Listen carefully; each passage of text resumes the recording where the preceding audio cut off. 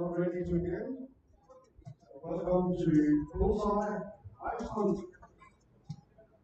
I can see there's a lot of new faces now, so I'll just tell the rules. On the practice balls, we only use 6 practice balls to bottom of there. All other balls are shown, and the other balls are used on that. So only the 6 balls on the room of practice balls. We play 5 balls as the 11 legs. First leg, we go ball, side up outside, 25 or 50, and after throwing it out, the player wins, who wins the ball, will throw first, he will decide on the throw. We have the marking system, loser marks, so if you lose a match, stay at the board and mark the next match. And we have a lot of volunteer markers. Anna is the only one, and she's available for booking.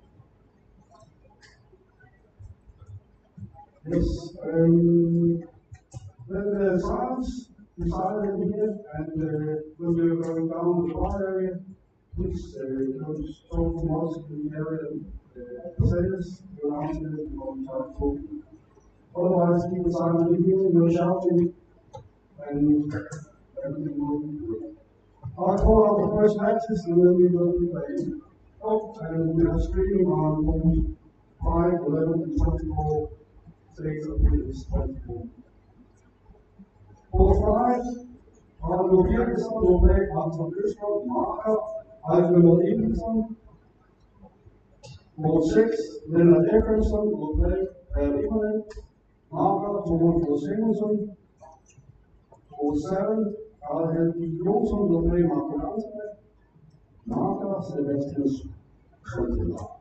For 8, Andreas Jørgensen will play Yannick Knaugas, Marka, For 11, Arnie Danielsson will play Benjamin Royce, Marka, Ronny Laura. For 12, Ingi Afgjesson will play Bjørn Steiner Ronaldsson, Marka, Dennis Nilsson. For 13, Wieze Sukovs will play Johnny Wilson, Marka, Daniel Larsson.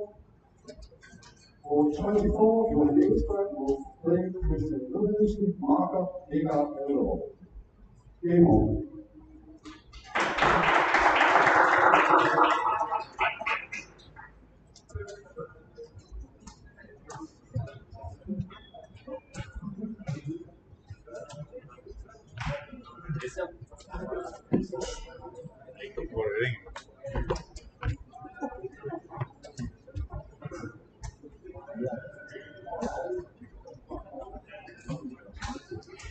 Är det okej om man åker?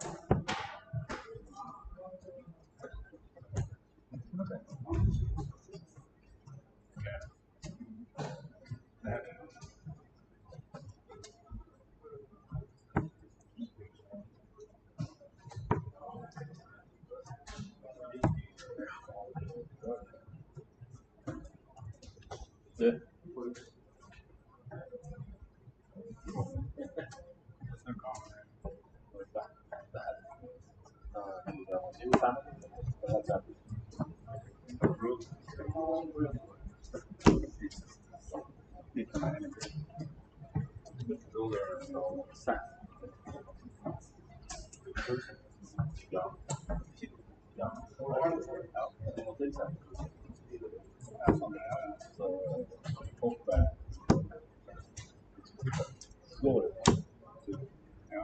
Då var det det. Hur länge var det?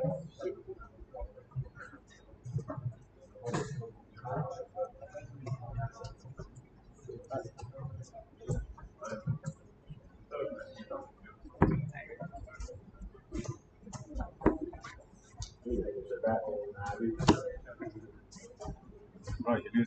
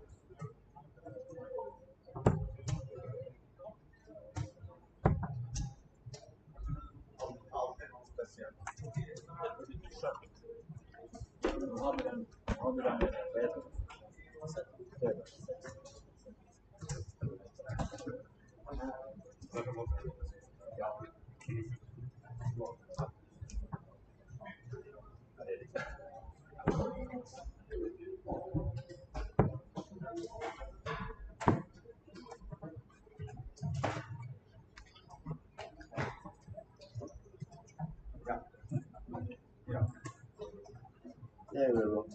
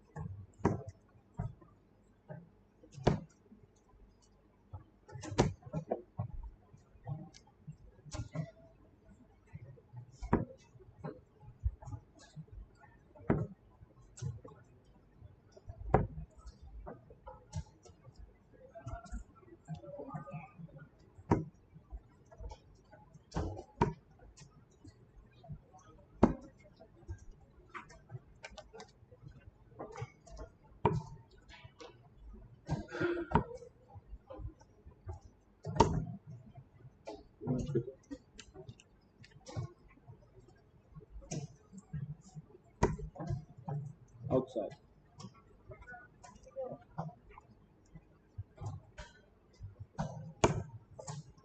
Yeah, 55.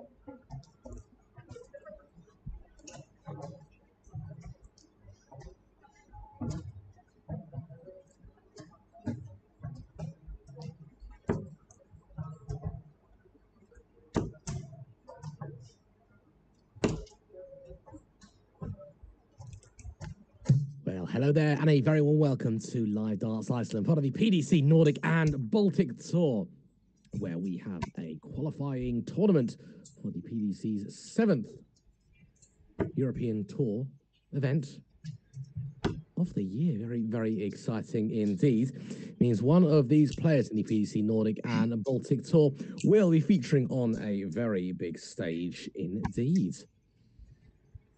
The Euro Tour well underway with the Professional Darts Corporation. Yep.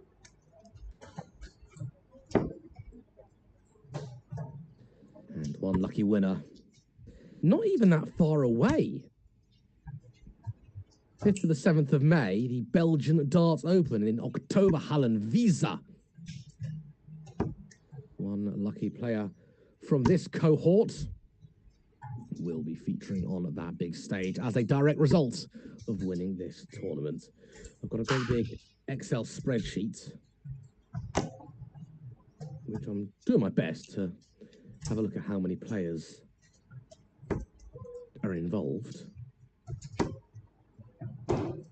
Struggling ever so slightly. But what I can tell you is we have a Swede in Johan Engström.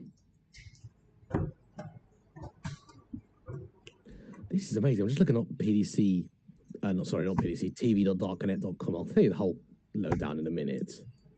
But it even tells you who the scorekeeper is. It's called a scorekeeper on this app anyway. Vegard Elvevold. Christian Wilhelmsen is the man playing Johan Engström. I think we know a little bit more about Johan. Christian is from Norway.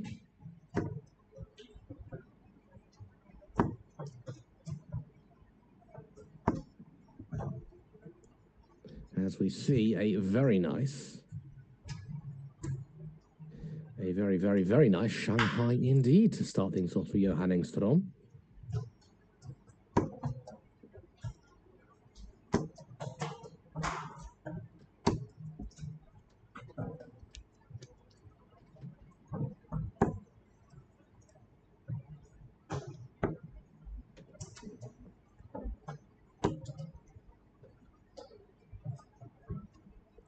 Lots of exciting arrows to look forward to today across loads of boards. There's a board 24, which is the board we're on now. I don't think there's 24 actual boards that are in play. Board 24, 13, 12, 11, 8, 7, 6, and 5. A whole bunch of Icelanders taking part as well. We've got Mindaugas Brauskas. He's not Icelandic, by the way, but he's a big name. Jeffrey de Graaf. Remember him? Formerly of the Netherlands, wanted to have a go in the Nordic and Baltic Tour, is eligible to represent Sweden, so has done exactly that.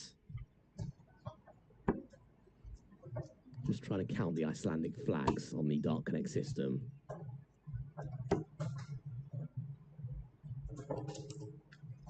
$18 I can count. 18 Icelanders. And just as well, because there's some very big news about Icelandic darts, which is going to be has already hit headlines, but it will continue to hit headlines over the summer. I'll tell you more about that as the day's play continues. But what I can tell you is this is the Bullseye Darts Club in central Reykjavik. It's a reasonably new development. It's probably been around for a couple of years now. It's somewhere I haven't yet been, but I would love to. I believe it's a real game changer. It is the darts venue in Iceland. They previously played these Nordic and Baltic tours. They played near the airports as well. Christian was going for that tops to get the 100. We saw a Shanghai already. Found one of them, couldn't find the other, and well, you do not see go for treble 9 on 67 every day. But he hit it, so that wasn't the problem. It was just the doubling that was the slight problem there. But that is not something you see every day. Treble 9 for 67. But if it works for you, it works for you. You still get yourself a dart at double.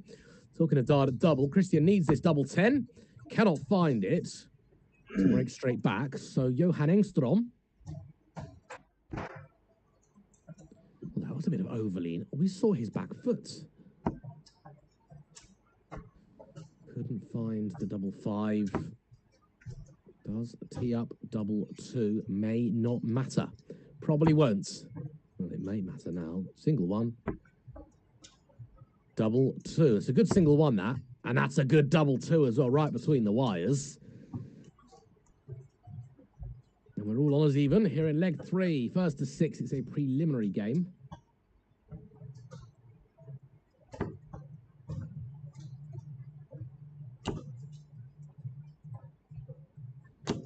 Qualifier to play in Belgium. Very nice indeed.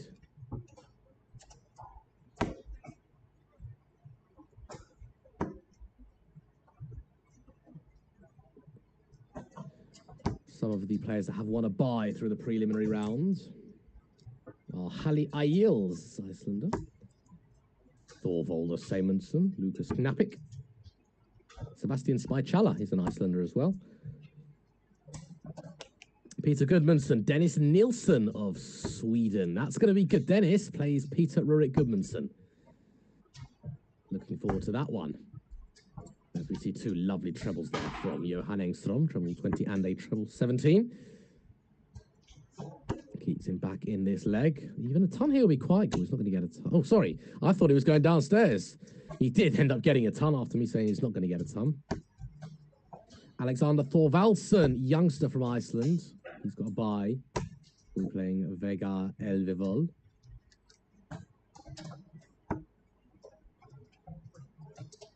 There's only 16 preliminary rounds, games. And actually, funnily enough, 16 first round games as well.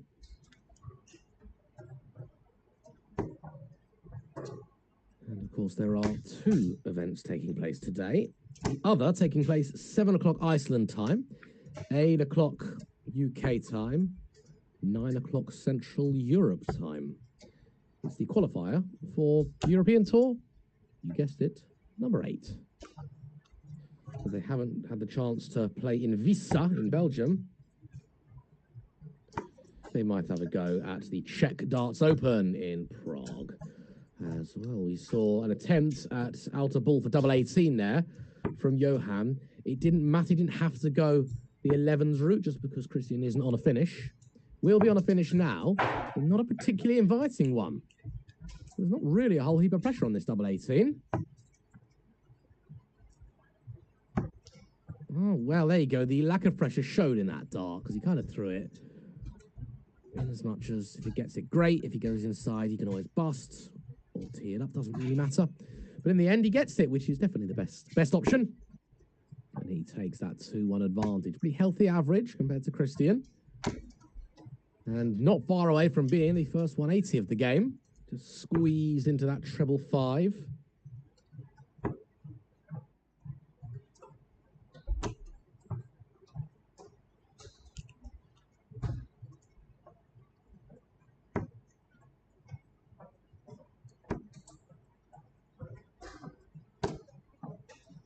I can tell you 48 entries into this Euro Tour qualifier. The next one, which is later tonight, 50 entries. 2 more entries.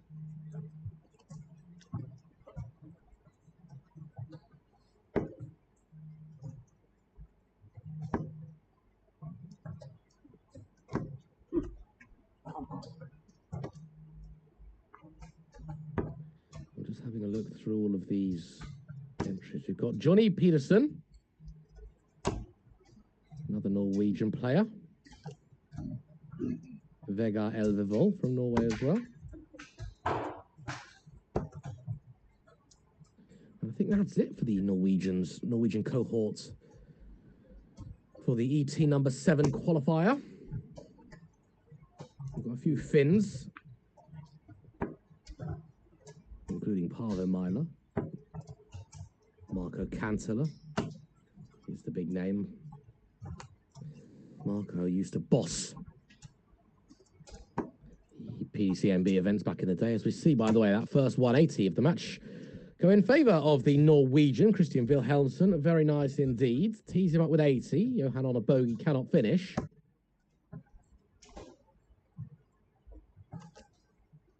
Will he go tops? I don't think so.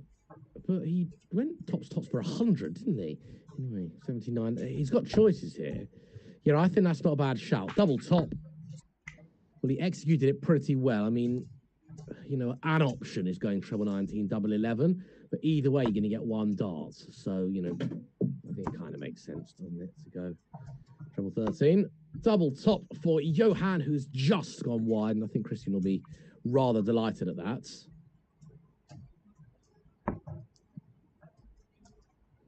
Oh, that pesky double 5. He gets the pesky double 5.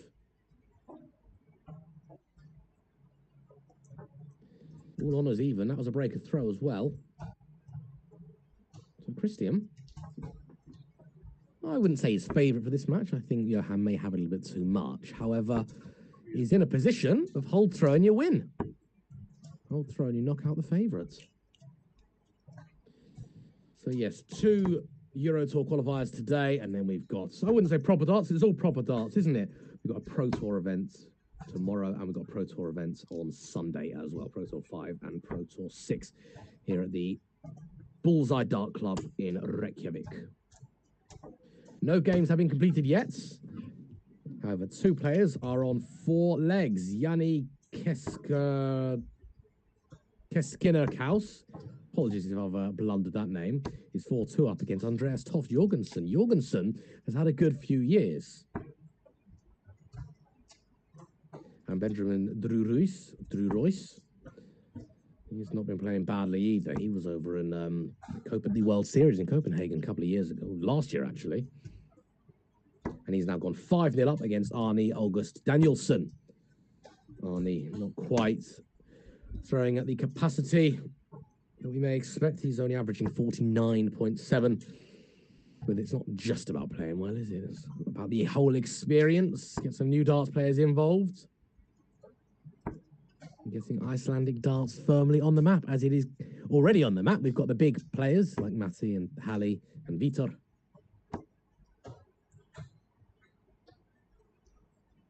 And Johan wants to go for a big 16 here. Yeah, didn't want to didn't want to go for the 20s. What happens if you do a Zerk van Dijvenbode and hit another? Not good. Double top, though, would be good for Johan. And that was an unlucky dart. It was very accurate. It was so accurate, he couldn't even find the board. Stuck between those two. All the time in the world, go for double 10, and if he goes inside... Well, doesn't want to go inside now. Oh, it didn't matter about going inside. Very, very nice dart indeed. And it was just the right amount of aggression as well. He certainly didn't want to go inside the single 10. So Johan, well, I was going to say cruising, but that's not quite right, especially as actually having the throw hasn't really mattered at all, has it? In this game, not so far. Marco Cantala, first man through. He's beaten Carl Helge Jonsson 6-0. And Carl Helge Jonsson did not play badly either, averaged high 70s. Mid 70s, 74.89.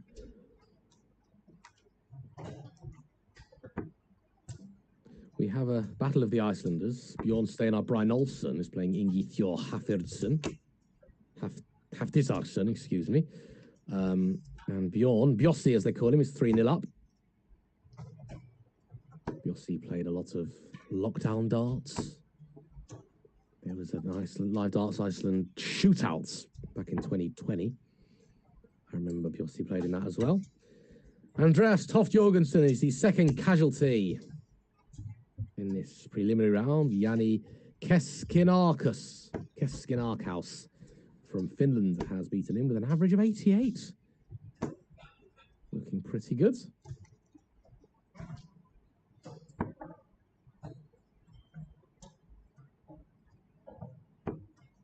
Yeah, all the games at the moment are that last 64 preliminary rounds. We'll get to the first round proper. And the conclusions of more of these games. Got a couple of preliminary warm-uppers as well. Ivan Springborg and Jeffrey de Graaf. Well, yeah, that was a really good last time. Need to go back upstairs. Leaves himself double 10, which he hit in the last leg to win the last leg. 156, not going to go. It was looking good after the first darts. Probably won't get another shot at this 76. He might now. Double 5. Has gone low. Oh, that's good. So that's a nice dart. Double 8 then. To prove the earlier point that throw hasn't mattered an iota. And just can't find the double. So Johan's going to get 2 more darts here. Only needs 1 of them. And has put a little daylight for the first time between these 2 players. That was to capitalise on his earlier break. He with the moustache is warming up over on board number 11 against another Icelander, Vitor Charua. Against Jon Odder Hjalmtisen. It's great that I mean, I've been involved in Icelandic darts for a number of years now, but I still see darts names or players' names from Iceland that I have never heard of before. I think it's great. There are so many players in Iceland, and there is such a massive following of darts. And in Iceland, darts is Pilan in Icelandic. I remember I looked on Twitter for Pilan, hashtag Pilan, a couple of years ago, and there was just so much. People going to Ali Pali from Iceland. So we are waiting the day. There is an Icelandic darting superstar. I'd say Matty's the closest thing, and he has had coaching, and he said it has helped his game. I think he averaged like a ton in a short form game not so long ago. Two men from Finland are through. Marko Kantele, Jani Keskinakis. Kantele has beaten Carl Helge Jonsson 6-0.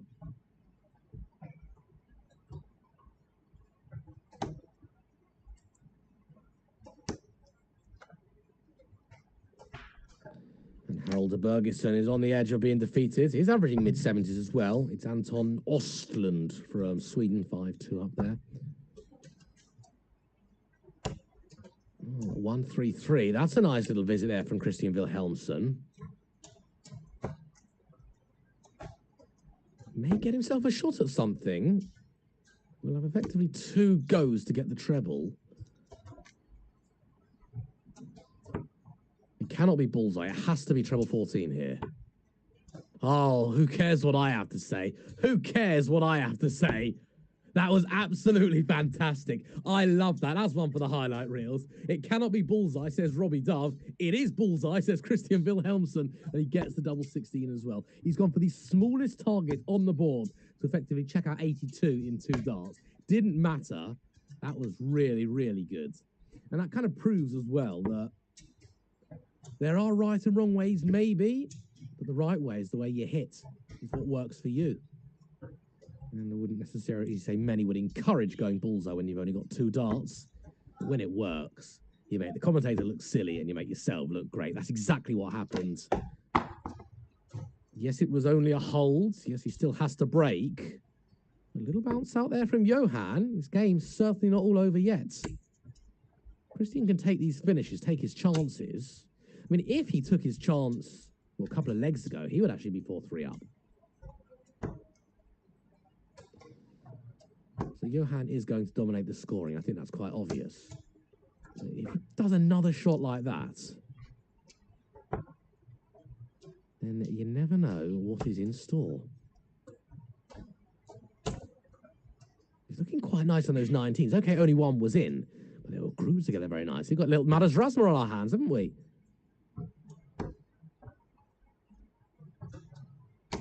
Harold Bergesson was it 5-2 down? He's hanging on in there, 5-3 now. Anton has dropped his average ever so slightly. Harold can get just 1 more leg to make it 5-4. Could make things interesting. That was looking very nice, wasn't it, for a 180? If he just hit under those darts, it probably would have gone in. But nonetheless, they've left himself 48 after 12, a professional leg. Johan can't find a treble. It's going to be 4-all in a second. That was 2 very good singles. Has got time, won't panic just yet. Might not have much time in a second, but still is in a pretty good position. I'm sure he would have taken double 8 after 15 any day of the week. I was just thinking here. 1-3-3 now becomes 1-3-6. Thanks, not 1-3-5, excuse me. Not a whole heap of difference. As we see that double 8 by Wilhelmsson, absolutely central to that double 8 bed. Very, very nice start indeed. And we said Johan's going to dominate the scoring. Well, look at this discrepancy in the averages now. Not as much as it was. Johan was a good 10, 11 points clear, well, just a few minutes ago.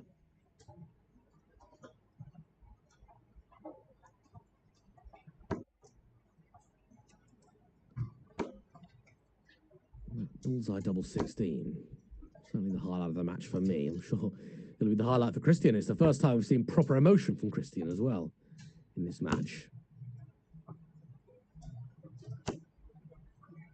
Well, cannot find a big treble in 6. Johan could find a big treble. If he can get even just 1, it'll put him in a very good position for leg number 9.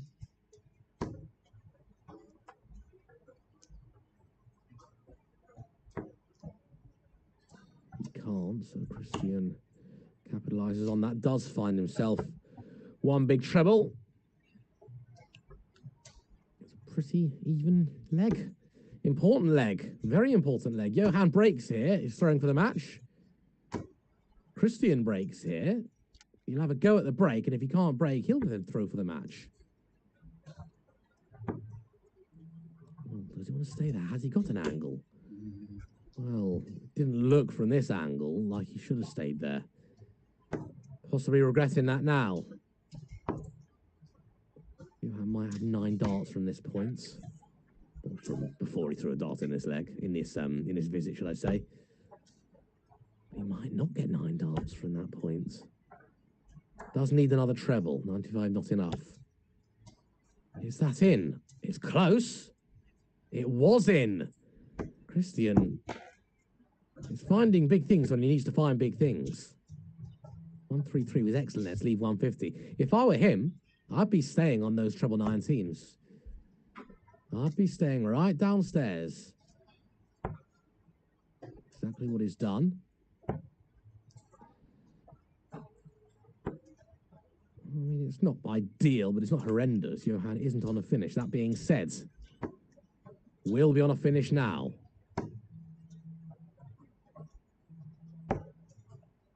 Well, darts 2 and 3, very poor considering that really good first dart.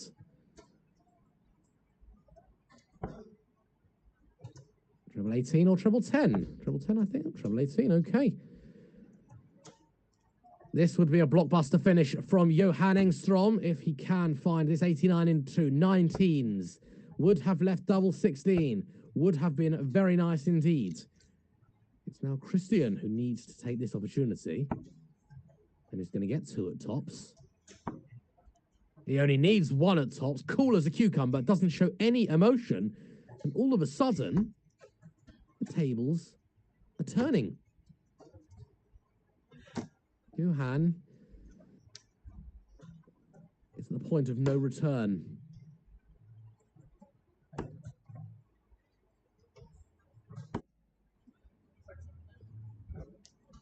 Christian has effectively a free shot here, a free go to try and win the match in this leg. He would rather win it here than a last leg decider. I think we'd all rather see a last leg decider. Who can hold their nerve? Will it be Christian with the throw? Will Johan find a leg of magic? I was about to say it's looking like we are going to get to a last leg decider. And then Christian hit that treble 20.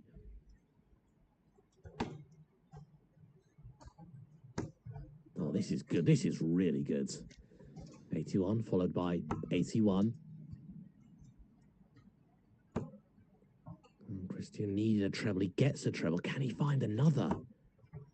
No, and that 5, I don't think it'll be cardinal, but really just staying straight would have left him on 260. There's been a lot of 5s and 1s in this leg, haven't there? 81, 81, 85, 66. There you go, proving the point. There's been lots of 5s and 1s. Won't be on a finish for Christian. It might be on something useful in a few seconds. Will be on something useful.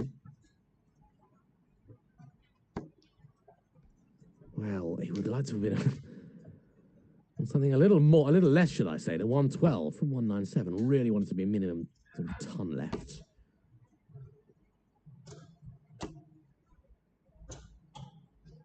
Well, Christian's left the big fish. Might not get a go at it. Is it 20? Is it 12? I like that a lot. Double top. I have no idea if that's in. It was in. Brilliant from Johan. 112 on tops. Really, really good match. And this has been thoroughly deserving a last leg decider. Christian has the advantage here. Not only has he been throwing pretty consistently, he's got the darts. Hasn't counted for much. That's about the 7th time I've said it. But it's true. The only last leg decider as well. We haven't seen a last leg decider as of yet. So what a great first game here on the PDC Nordic Baltic Tour. The Icelandic weekend. Broadcast live on Live Darts Iceland. Really could do with a treble. Second prize was staying straight. Not quite enough. Getting the 1 or the 5 there would have probably been cardinal. Well, like the majority of this match, this leg is incredibly close. It might just be 1 or 2 trebles. That dictates who's going to win. Another one there.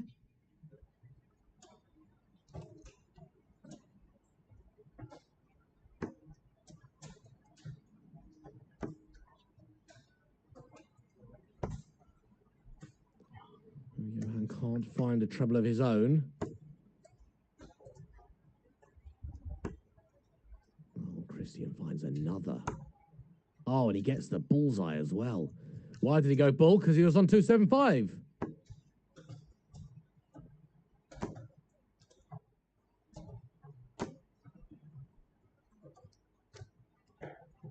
Gets the outer bull, he was on the big fish. So he's thinking as well. Always good to see. 6 darts from 145. We'll probably need all 6. Probably going to need 9 darts from that situation. Or should I say 3 visits? Maybe not 9 darts. Oh, 180 here. Would have been really nice to lead double 15. Pile the pressure on the 104. It might be 18s. It is 18s. 86 left, so stay there for 32.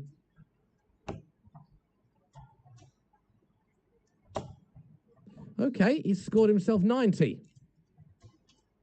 Leaves himself 14.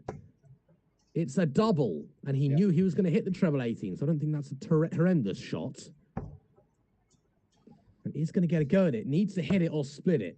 And needs to hit it or split it intentionally with his first dart. Well, not necessarily hit it with his first dart, but...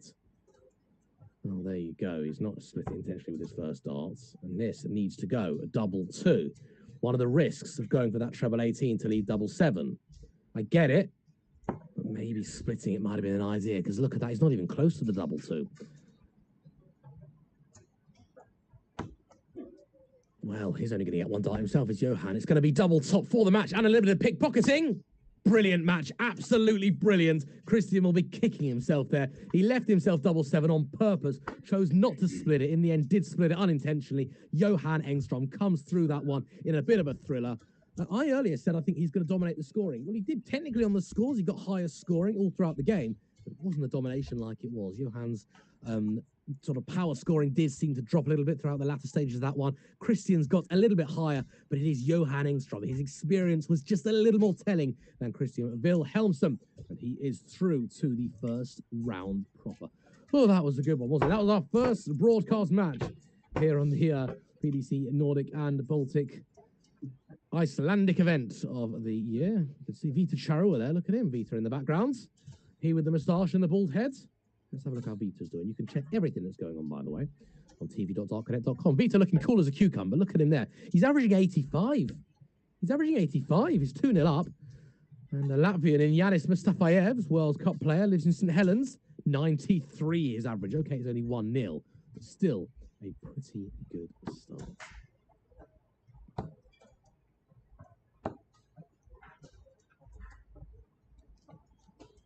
Well, a couple of Danes to play on this board now. Simon Back and Patrick Heinzo. Just going to have a few warm-up darts. Commentary will resume in just a few minutes' time.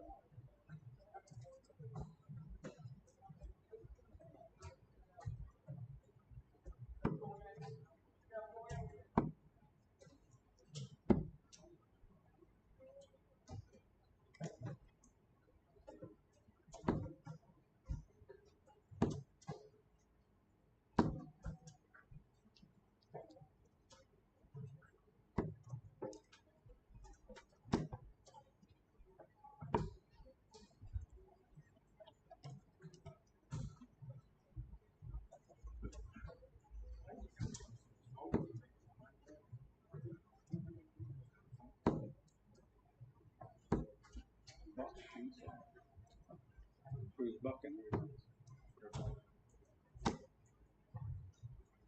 Whenever you're ready.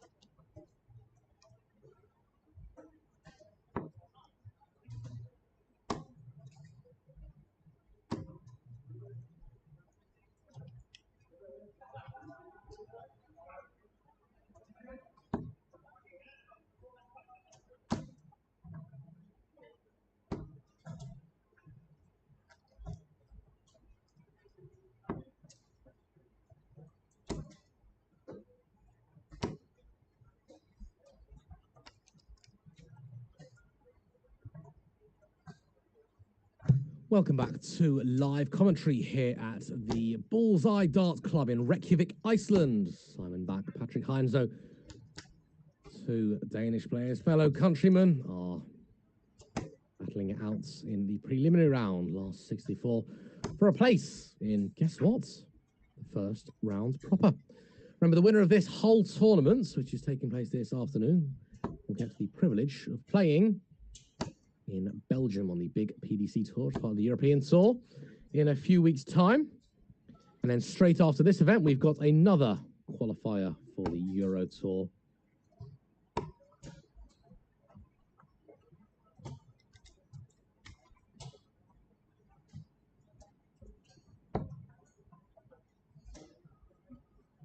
Triple 19 would have left ball. Yeah, the next qualifier is whoever whoever wins it gets to play in Prague for the Czech Darts Open, 12th to 14th of May. Oh. How about that? How about that? That was very quick. It was almost like it was intentional. That double 10. He was going 10 for tops. He's hit double 15 to leave double 10. That double 10 was not a very good dart. It looked like he was going for a big single to leave double 5. Either way, he's quick as a flash, cool as a cucumber, hits a double 5 in a way I don't think I've ever seen 50 checked out that way before. And happy days. It is 1-0 to Patrick Heinzo. I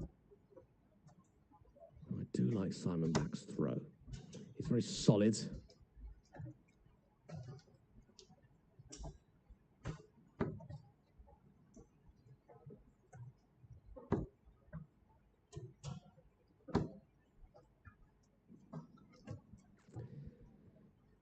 No funny business. It's just back and forward. Not that much of a drawback, really, is there?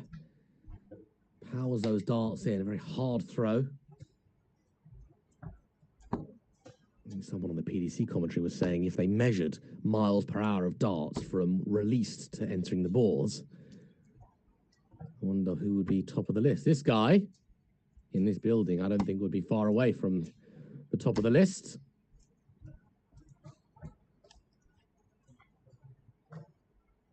Patrick Heinzo down to a finish first. Simon Back will be on a finish, and possibly a better one at that.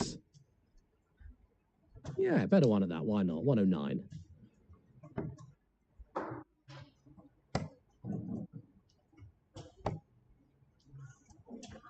Oh, didn't like that. Didn't like the fact he didn't hit a big treble. There's options. Treble 19 leaves 32. Well, there's a lot of very good mathematical calculations, aren't there? Well, I guess they're dart players. They're supposed to know. Of course they are. That's good. Double 5. Oh, he's hit it again. He hasn't missed a dart at double. Well, okay, he has missed a dart at double. He hasn't missed a dart at double 5. But you could say he hasn't missed a dart at double because his 50 checkout looked so deliberate. It looked like he was going for double 15, 10, double 5. Okay, he obviously wasn't. But he may as well go for double 5. He's that good at it. 2 attempts, 2 hits.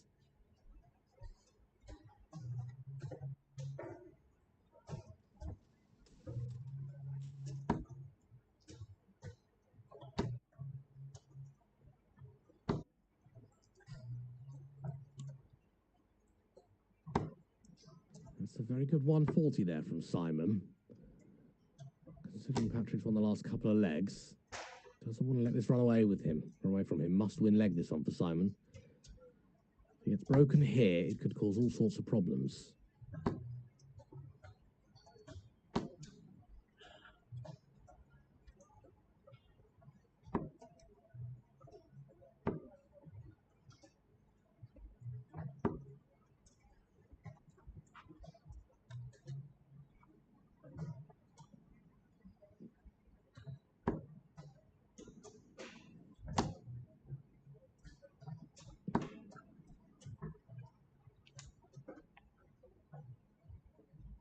Simon's down to a finish first. It's a bit of a big ask. So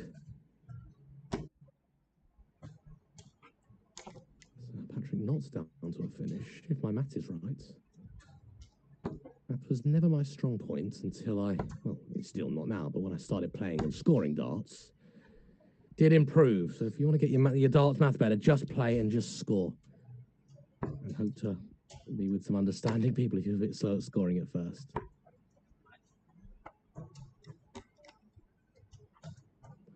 Wanted the outer ball there. Couldn't find the outer ball. Opportunity here for Simon with very little pressure. And capitalises from that. Gets himself a leg back.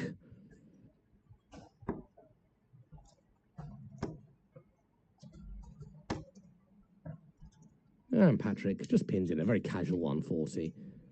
You wouldn't have even known based on his face. He could have hit 100, he could have hit 60. Could have hit 45. His face gave 0 away there.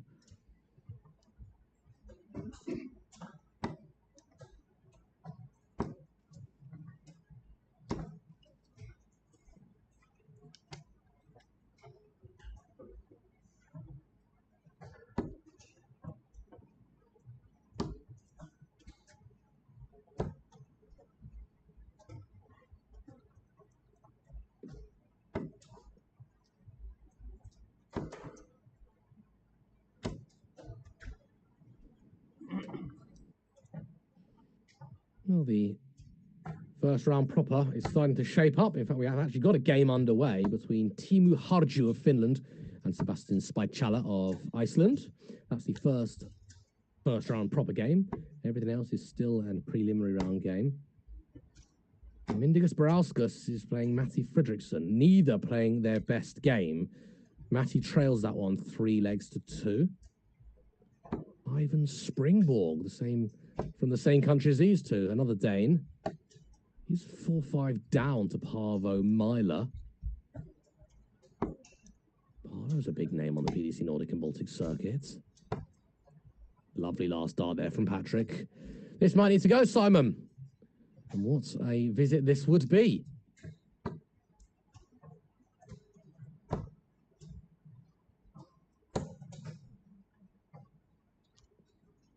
No, before this leg, it was actually Simon, as you can see there, with the marginally higher average. I talk a lot about averages. They don't actually matter that much. Great last start. Great last start. But, yeah, Patrick's been hitting lots of treble 20s. Would have thought maybe it'd be the better of the averages, but no. Simon's just hanging on in there in that statistic. Double 16, not found. But after this leg has won, the averages will update. Just like that. He's great at that top left-hand corner of the board, isn't he? 5s, 5s, and 12s. I know what I'd be leaving if I were him. Probably double 12, or maybe double 14. There we go. Simon's still with the higher average. Yanis Mustafayev's 5-0 up against Isabel Nordskog. Vita Charua is doing what Vita Charua does very well, which is winning darts matches. 5-1 against Jon Odder Hjalmatisen. Hjalmatisen, I think that's how you pronounce it. The only last leg decider we've seen so far is the one we've just seen against Johan Engstrom, Christian Wilhelmsen. Ivan Springborg may well force one. Needs to win this leg, though.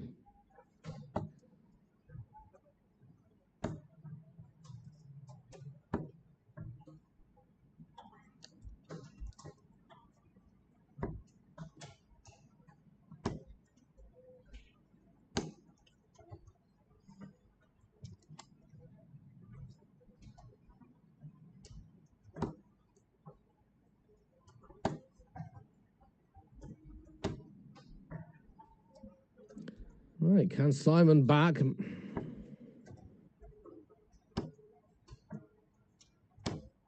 Come back from 3-1 down to make it 3-2. 110 points says yes. Oh, that's a good dart, isn't it? Oh, yes, he can. Wonderful 110 there from Simon Back. And Ivan Springborg has been knocked out, I'd say. The biggest casualty so far? Maybe. Andreas Toft Jorgensen, big casualty as well.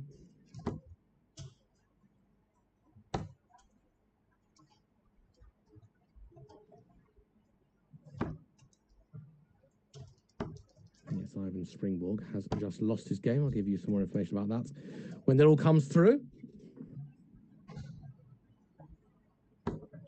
Another player who has not won his game, Latvian Dimitris Zukovs. Now, there was a little news article about Dimitris, which I will tell you about at some point before the night is out.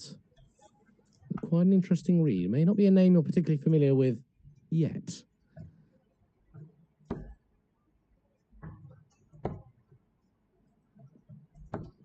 But we can say that Madas Razma really has been flying the flag for Latvian darts.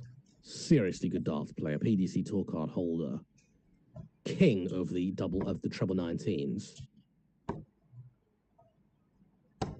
He's got a little bit of company, hasn't he? Yanis Mustafayev and Dimitris Zukovs. We'll talk a bit more about him as the night progresses. Heinzo not on a finish. Will be on a finish soon. Back also not on a finish. How many back? There's too many back puns I can do. Get the back catalogue out. Simon Way back on 265. None of them are funny. I do feel obliged to keep saying them because that's just the way my mind works. Double 16. Well, okay. Another one of those. Go for the bottom. Now go for the right for the top. Oh, well, quickly throw the last dart at the double 8. Boom. Hope that falls out. And it's game shot. The darts doesn't work like that. People do ask that all the time. But that would not count. We may as well to lead 39. Right, try again. He's still near the 8. Double 12.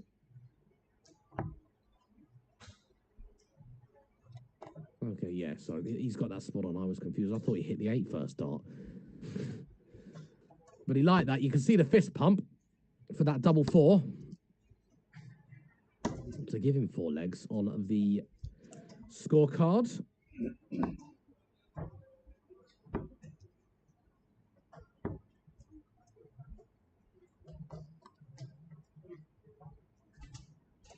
We've got 2 last 32, so first round proper games warming up.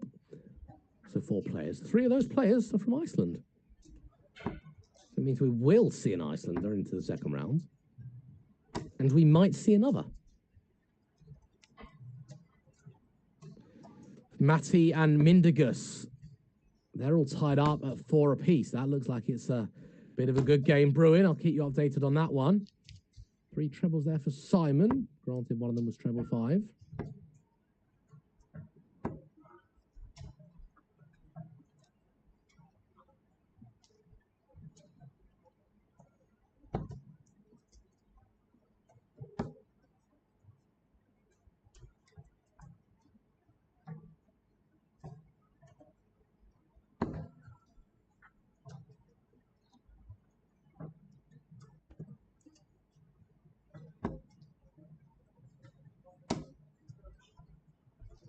Wonders how he didn't manage to squeeze one of those into the treble. 157. This man can do it. Very, very capable. But not capable with these 3 arrows.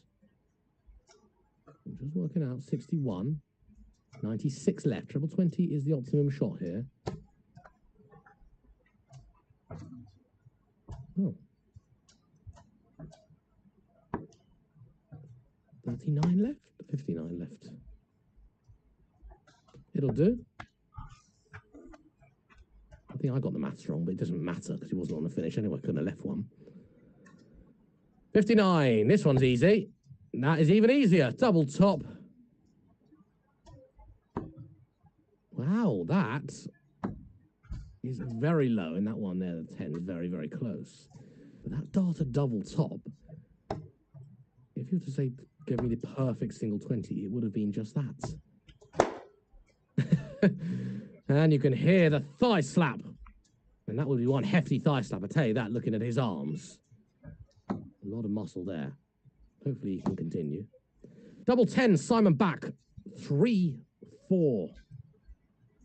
In favour of the Danish man. But they're both Danish, aren't they? So, you know. Well, Matti and Mindigus are still 4-all. Maybe having a slow leg. Tom Veyer and Bent Lambertson. Again, that is two Danish men. Tom is 4-2 up. Matti has just won leg number 9. He is 5-4 up against Mindaugas Barauskas. Mindaugas needs a couple on the spin if he's going to win through to the first round proper. Both are pretty experienced in this field. I think bookies would probably have Mindaugas favourites pre-game. So a mini upset maybe on the cards. Not a major one because we know what Matti can do. If you told me Matti was averaging 69.58, I wouldn't have given you a hope against Mindaugas Barauskas. But he is doing it. He's doing something right.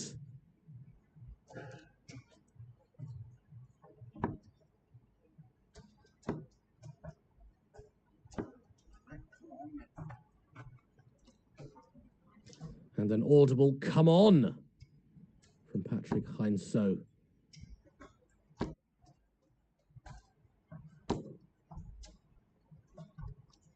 Well, Simon on a finish first. Again.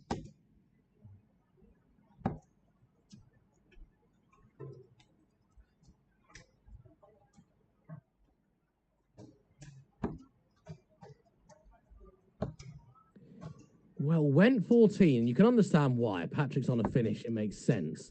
But you need to hit the single, don't you?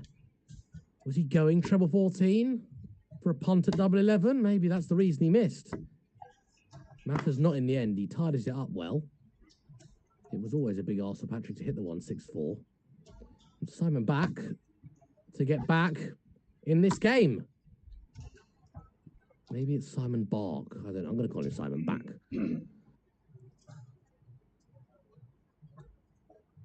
Oscar Lukasiak is playing against Alan Back. Oscar played in the last European Tour event himself. He made his European Tour debut over the weekend.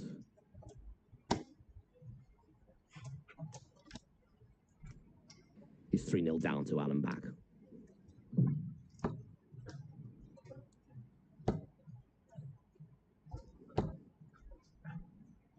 Now, if an Icelander does win through this qualifier or the next qualifier or even the qualifier after, which is on Sunday, I think. No, it's not. It's on Saturday. There's 3 of these qualifiers as well as 2 Pro Tour events. No, it is on. Yeah, it's tomorrow. Tomorrow, 7 p.m. Iceland time, 8 p.m. UK, 9 p.m. European time. The qualifier for European Tour number 9. If an Icelander can win through the event, it's a big ask. That Icelander will be featuring at the Professional Darts Corporation's World Cup of Darts. Should no Icelander do it, and it hasn't yet been done in the history of Icelandic darts as of yet, but if no Icelander does it, it will just go based on rankings, the Pro Tour rankings. But if an Icelander can win one of these, they will be featuring the World Cup of Darts, so watch this space. Well, has chosen to go treble 21st, with Patrick not on a finish. It's not a major issue. But generally, you'd go 19 just to kind of keep it nice and tidy. But he's actually had a very respectable visit there. 2 big trebles. And not only Simon back in this one, he's taken the lead here if he gets this double 8. Oh, that's no good. You need to finish on a double, Simon.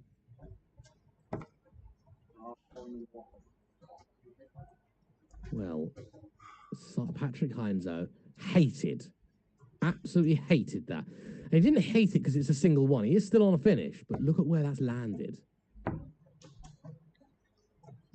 Look at where that's landed. He's going for probably treble 18 to lead double 10. And that is nowhere near. And he's just thrown that last dart away in complete anger, which is a little bit silly because this is not guaranteed. Hasn't happened. Actually, he hasn't thrown away in anger. He loves this part of the boards. Oh, look at that. He wasn't. It was all deliberate. He hit the double 18 to leave the double 9 completely deliberately. No, in all seriousness, shouldn't have done it. Did do it, did work out. So you know what? End of discussion. But one thing we do know, he is excellent at that top left-hand side of the board. Those 9s, 12s, 5s. Has he missed a dart up there? Simon did have three opportunities, three clear-cut opportunities. And he wasn't far away. But in darts, not far away is usually not enough. Mindaugas Barauskas has pinned it back to 5-all, so we have our second last leg decider of the day so far. Mindaugas Barauskas, Matthias Fredriksson. Mindaugas averaging low 70s, Matthew averaging high 60s. That 180 from Simon, no 140. Simon needs this leg, and it'll be the third last leg shootout of the day so far.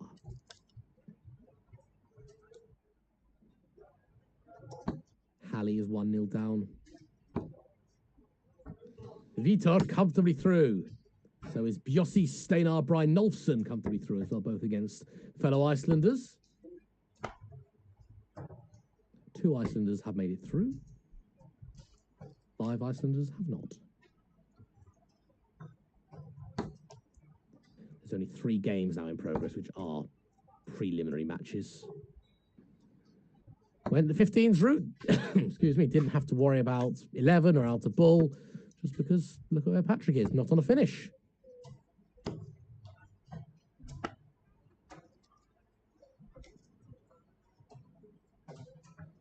And Patrick's still not on a finish.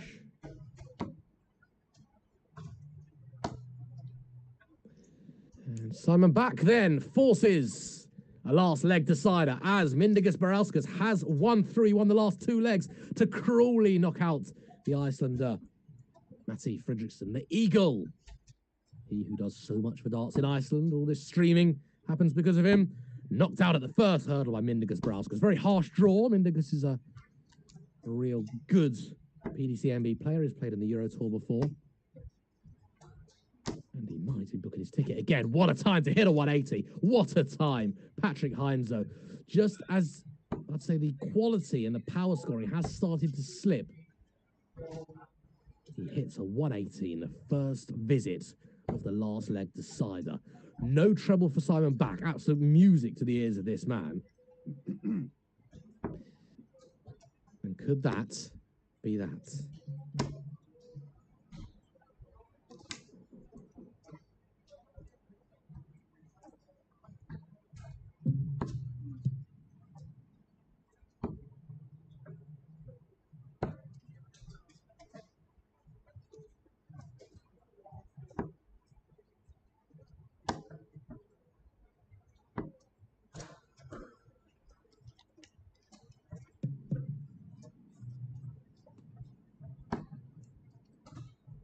Simon needs 2 trebles here. There's one. Needed another. Because Heinzo's got 6 darts from the 176.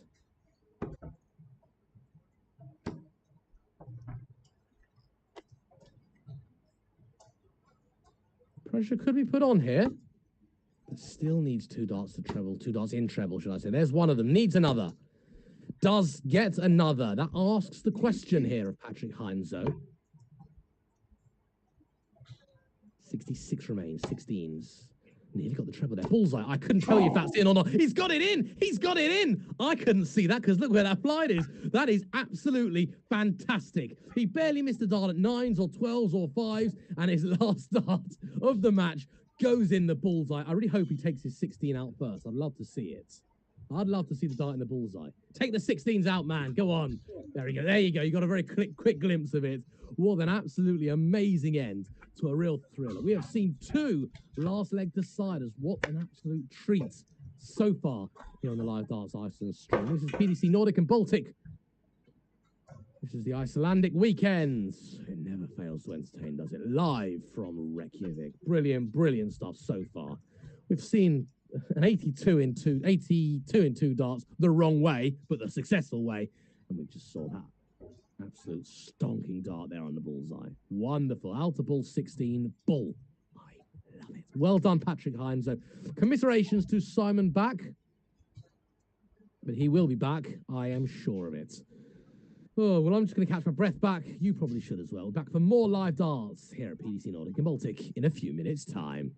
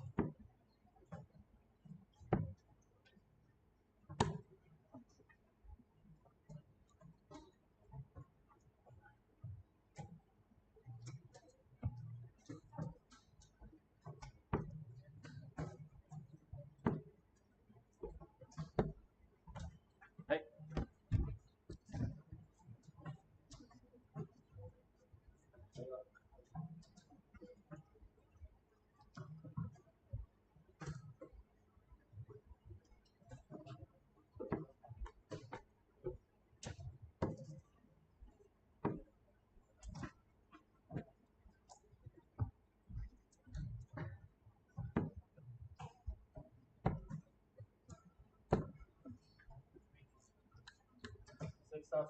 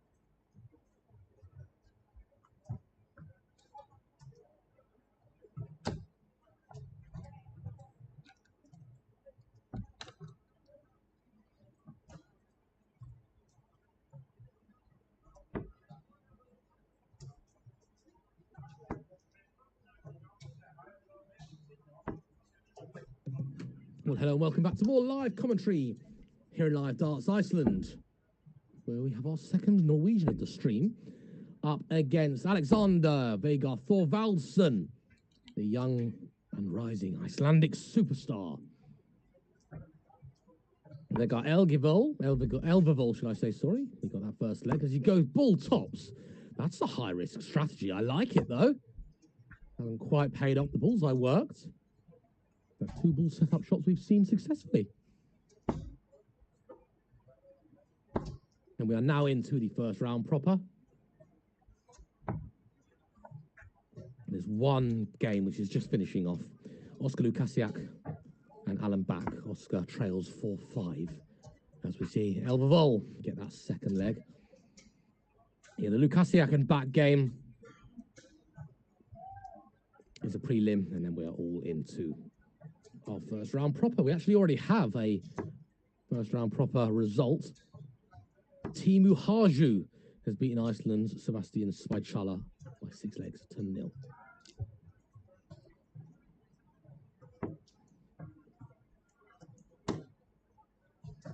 At the moment, there are 1, 2, 3, 4, 5, 6, 7 Icelanders playing, including 2 games where it's Iceland v Iceland. We're going to see a couple at least into that second round.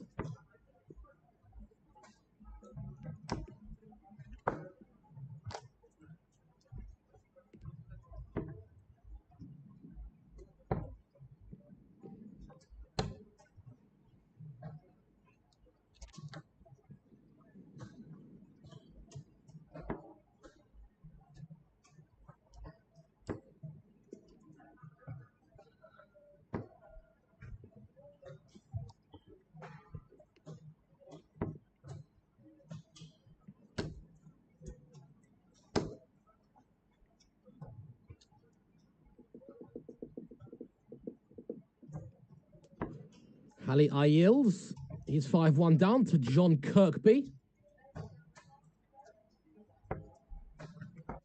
of Denmark.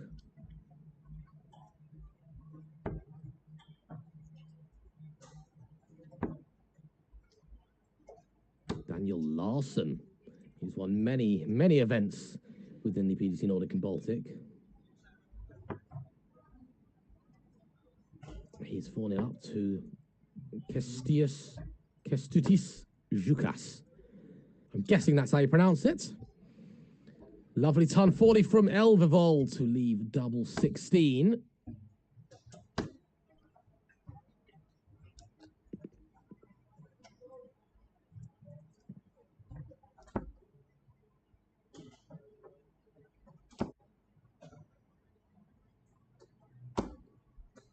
I think that's it. He's squeezed that in third dart.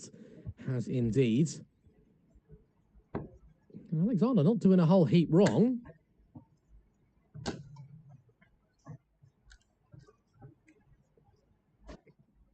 Vegard just pinning in those big scores and doubles when needed.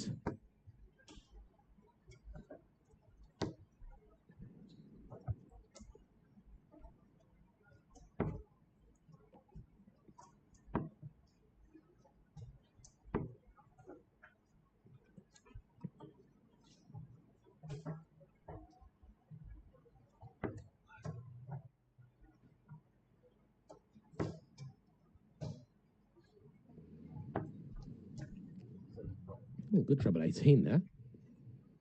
I guess use the line of the poorer darts to squeeze into that treble 18. Oh, brilliant there from Alexander to harvest score. Get right back into this leg. Puts a bit of pressure on. It'll be a break of throw as well. Assuming he does win this leg, it would be one of the 2 he needs. So pretty good going.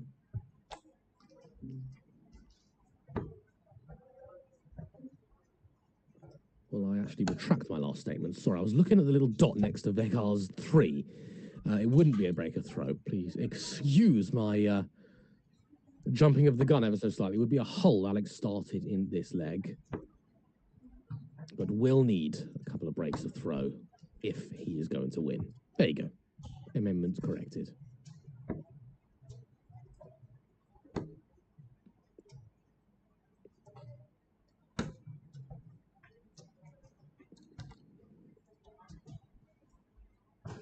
Well, Jeffrey de Graaf's in a bit of trouble. Marco Cantala 3-1 up, only averaging the small sums of 95 and 92. Marco and Jeffrey, respectively.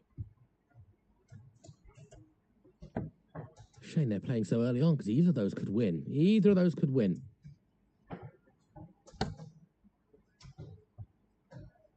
So, yeah, we've got Jeffrey losing with a 93 average. Yeah, whereas we've got someone winning with a 58 average. Two people winning, two people playing with a 58 average. I won't say who, I won't embarrass them, but if you really want to have a look, tv.dartconnect.com. But I do like the fact that anyone can win a game here. Anyone can rock up and win a game. Kind of the luck of the draw. The quality filters through. If you want to get good at darts and you're in the PDC Nordic and Baltic regions, eligibility-wise, go and play a bit of darts.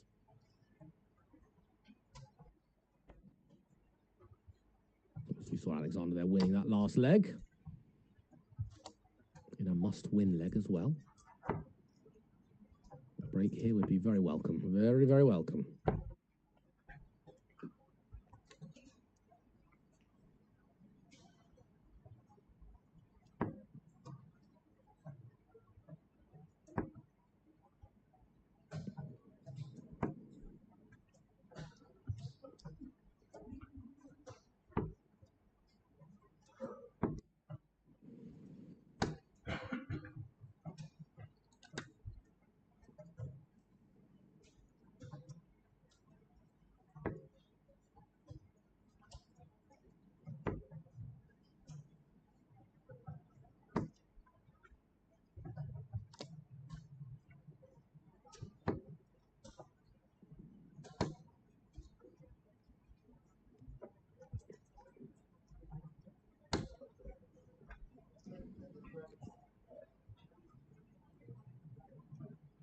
Well, both are on finishes. I'd rather be in Vegar's position, especially now. Double eights.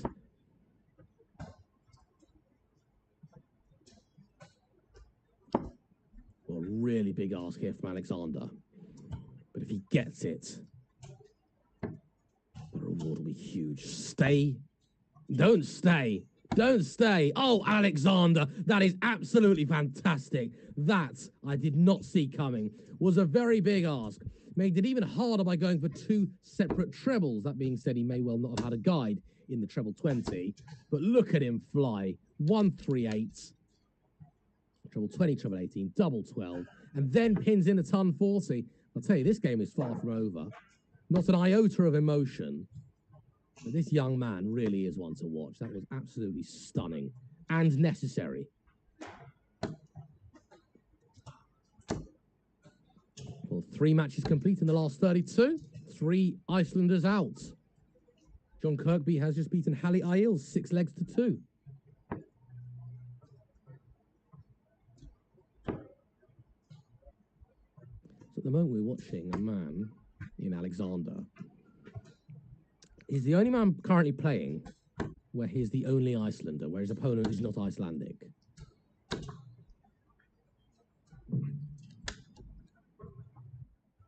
There will be 2 Icelanders at least that qualify by default because their opponent is an Icelander. But is Alexander going to be the first, potentially even only, sole Icelander in a match to win through on home turf as well?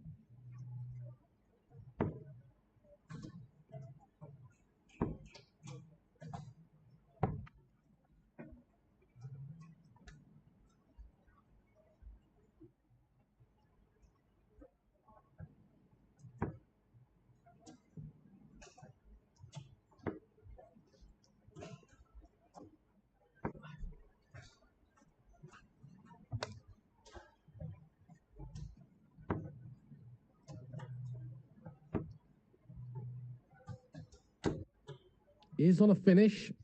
It's a big ask, but the last time I said the words, it's a big ask. Look what he did. Did a Keith Della.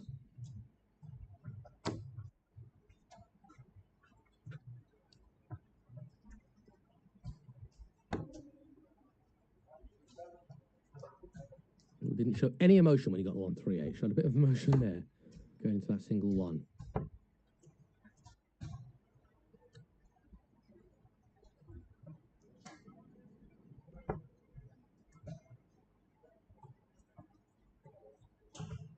74 left. Treble 14, treble 18. Oh, this is brilliant. This is great. Double 16. Oh, we're seeing a 138. Now a 131. Oh, my word. What are we seeing?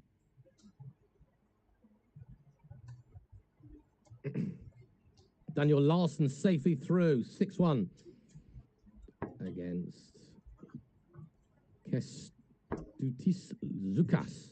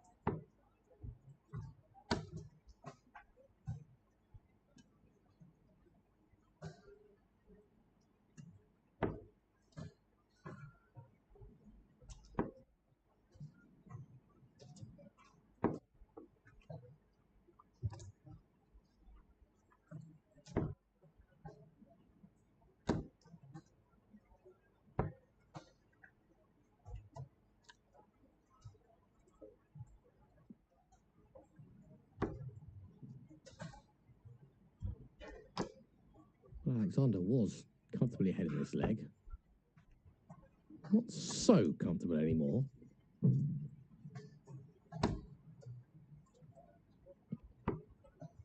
Not comfortable enough where he can get away without any reasonable score. That's okay. Let's hope that Vegard does not get himself a treble here. I'm saying that's okay. I'm saying if you're Alexander Thorvaldsen. If you're Vegard, you're thinking just one treble. Just one treble, pile the pressure on. The score of 39 doesn't really do that. 17s.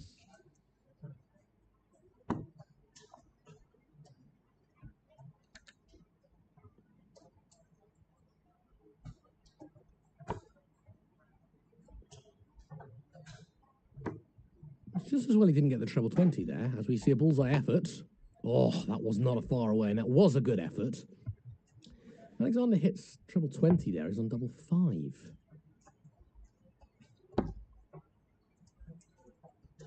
Double 16 in the end is what he gets. And he's not letting Vegard run away with the game. Not letting any powerful purple patches from Vegard. It's not letting him get to him.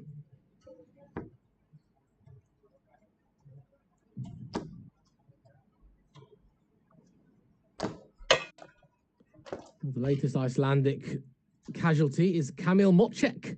However, he was only beaten by an Icelander himself. Kedzakeda Edgars. No relation to Matthew Edgar, I assume. 6-3. So Edgars is through to the next round.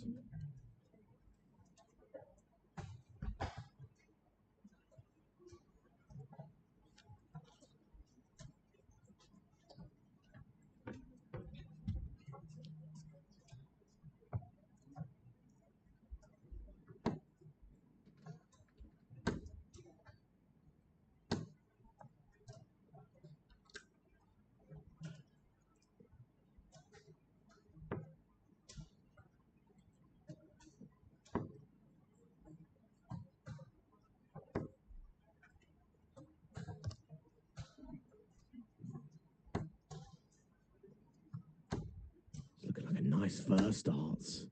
A useful second, can't use it for the third, but he'll take a 140. And this is nice from Elvervol himself, who scored 180 total points until then. 180 than 180, courtesy of that little bounce out that was unfortunate.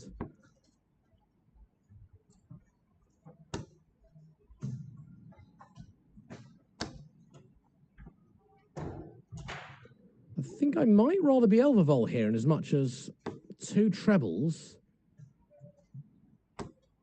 would do him a good job. 3 would have been even better. But 101 plays 1-4-3.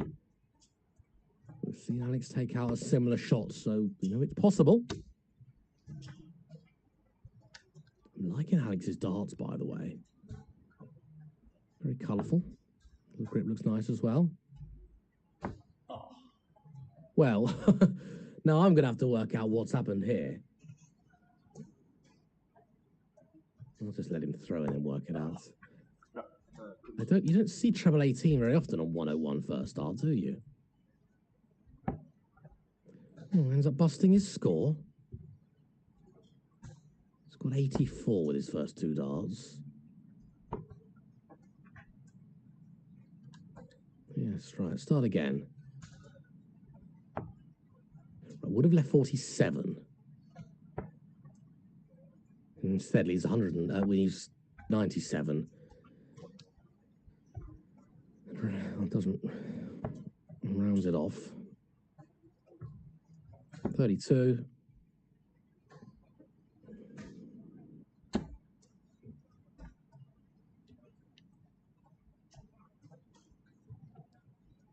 He's finally on a rounded number.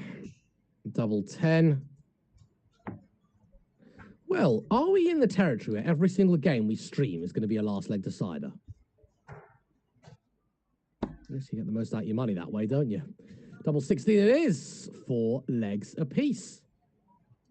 This is game number 3 on the stream, and this may well be game number 3 with the last leg decider.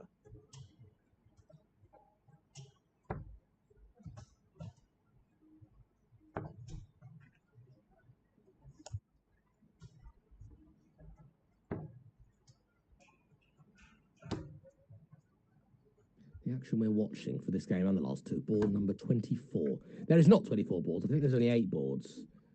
The boards are 13, 8, 11, 5, 12. 13, 8, 11, 5, 12, 24, 7, and 6. Work that one out. I'm guessing they were pre-assigned for another event. They just kept those numbers. Why not? The rest are probably practice boards. I think they've got special technology in this venue as well, the Bullseye Dart Club in Reykjavik, where you can lower the boards like mechanically, or electronically, should I say, just by pressing the button. Maybe for wheelchair, you know, if you're throwing darts and you're in a wheelchair, or for, I don't know, for children. And I think it is here at the Bullseye where they've got that facility, that technology, which is quite cool. I, for one, thoroughly excited to visit.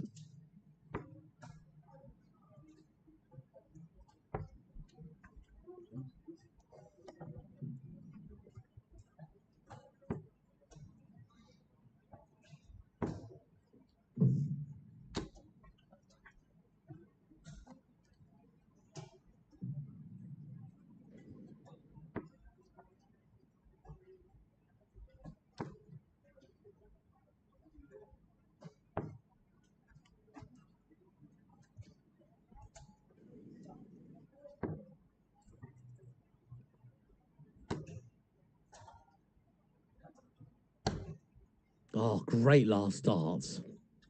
I was thinking maybe he's going to stay there. He's not, he's lifting himself 118. Vegard needs a treble 20, would have left the Bullseye. Remember Jeffrey de Graaf was in a bit of trouble earlier? Yeah, that's not really the case now. I'll tell you after the conclusion of this leg what that's all about. Needs to stay there.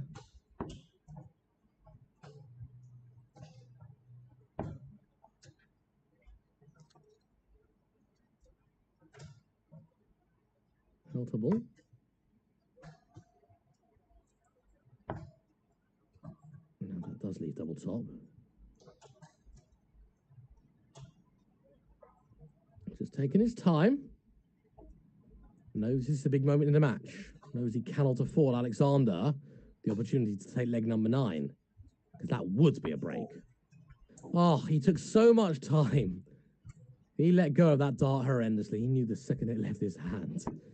He hasn't even left it nicely if Alexander does miss, which he does. He does need to burn a dart here. I don't think he was going for that. He'll take it. In the end, it all works out. I think he was going 7 for 32. But it does work out. Alexander might be kicking himself with that single one. Another man who throws hard as well. Right then, when Jeffrey de Graaf was in a bit of trouble, he managed to get through it. Marco Cantala couldn't keep hold of his 90-plus average. Jeffrey 6, Marco 4. Jeffrey averaged 94 and change.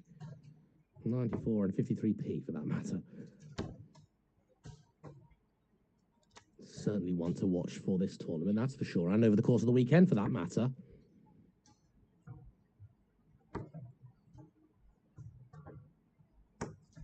Oh, look at that from Vega. Absolutely stellar 180. Really, really good stuff there. That puts all sorts of pressure on this man, who can only respond with a 22.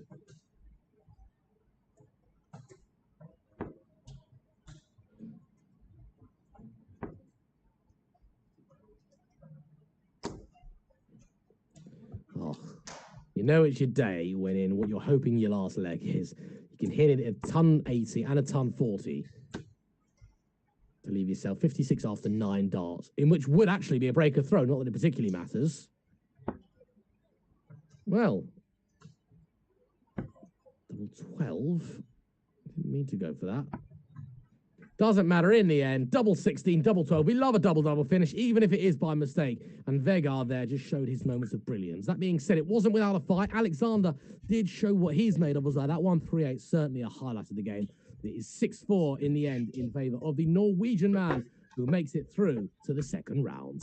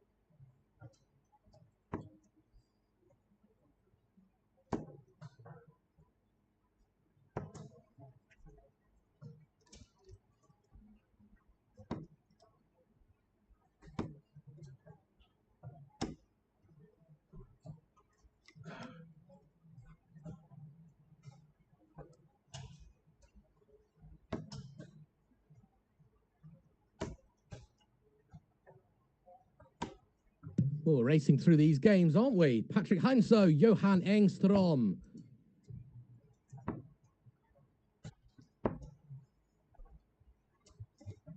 Two players we've already seen on the stream before, now facing each other in the first round proper.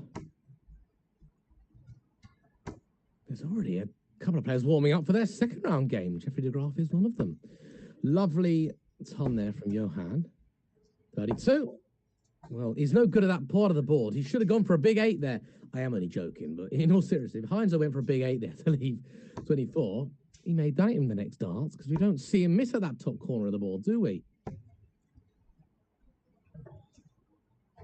This would be a break of throw if we can see Patrick pin this double 8s. And he has done exactly that. And he's not messing around, not wasting any time whatsoever.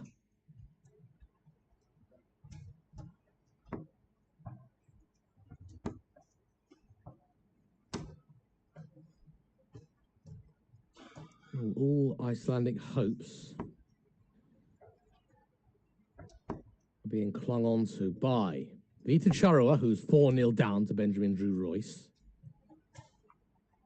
Jorn Steinar Brian Olsen, who is warming up against Alan Bach.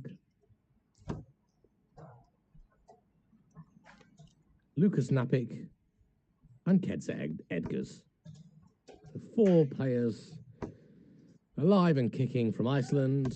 Though Vito looks like he's on his last legs. But you never know in this game. Till that last start's in, anything happens.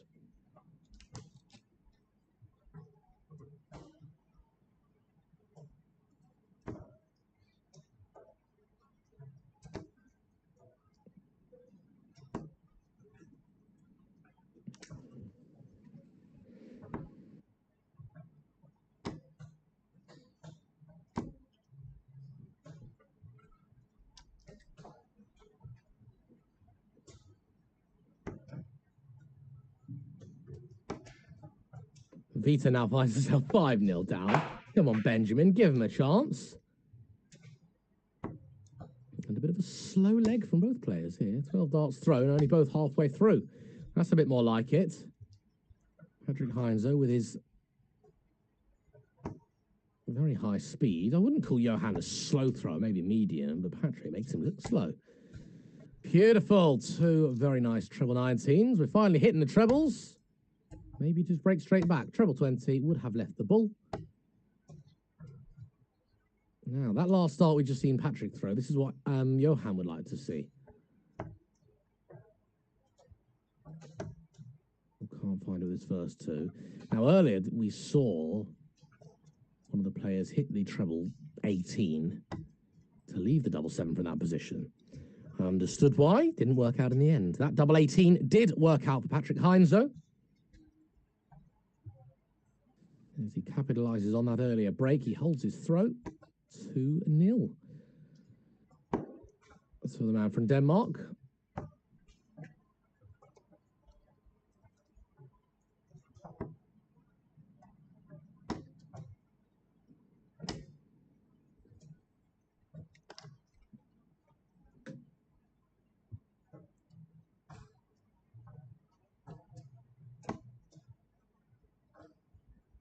Don't forget that coming up in just over an hour's time, we have the qualification for the European Tour Qualifier number 8.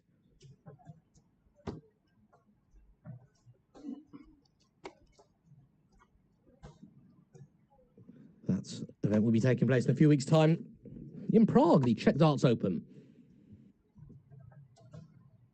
So one of the players remaining here will play in Belgium, and another will play in the Czech Republic.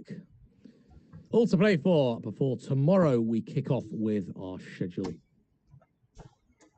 which is going to feature the Pro Tour event, the first Pro Tour event of the weekend, Pro Tour number 5. That starts at 11 local, midday UK, 1 PM Europe time. And then the qualifier for European Tour number 9 takes place tomorrow as well. 7 PM from Iceland, 8 PM UK, 9 PM Europe. So plenty of darts to sink your teeth into, to feast your eyes upon. plenty of excitement to be had as well. Including, well, I can't say including necessarily, but the likes of the man who is just about to throw, hitting Bullseye to win the match. Remember that one about 10 minutes ago? That makes the highlight reel for sure. You've had some good quality on the stream. It's always a bit of a bit random. You know, we just take a board and hopefully with a big name, but you don't know what the quality is going to be like until we're there. We've been very blessed and lucky today with the quality of darts on stream today. So thank you very much to whoever it was that decided to put these lot on the streaming board. Johan pins tops with his third dart. He gets himself on the board. As another Icelander bites the dust. Vitor Charua, Benjamin Drew Royce. That's beaten him 6 legs to zip. In fact, there's only been 3 6-0 legs in the last 32. They've all, unfortunately, been against Icelanders. Never mind. There's always later and tomorrow and Sunday as well. But yeah, these events, the European Tour qualifiers, generally speaking, less people play in them. And the prize, there's no cash prize, but the prize is you get to play in the PDC's European Tour. In front of a big crowd, great exposure, great experience, and the possibility of not only getting to play a big player, the likes of your Michael Van Goghens, your Goen Prices, your Michael Smiths, etc., but also prize money as well, big prize money on the big stage. We also have Pro Tour events as well. Now, these do have a cash prize associated with them, but more importantly, you get ranking points. And ranking points equals, well, prizes, I guess. The likes of Q School entry, Ali Pali qualification, that sort of thing. Full information on the PDC Nordic and Baltic website, pdc-nordic.tv. Patrick didn't like that last visit, did he?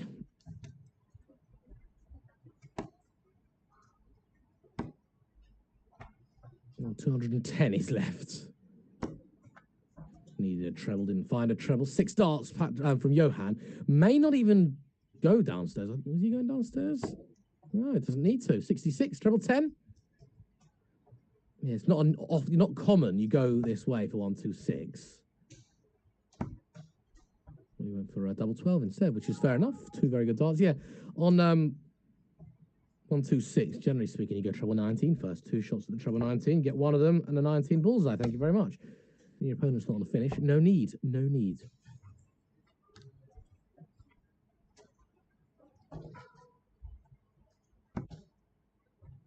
He's close, isn't he?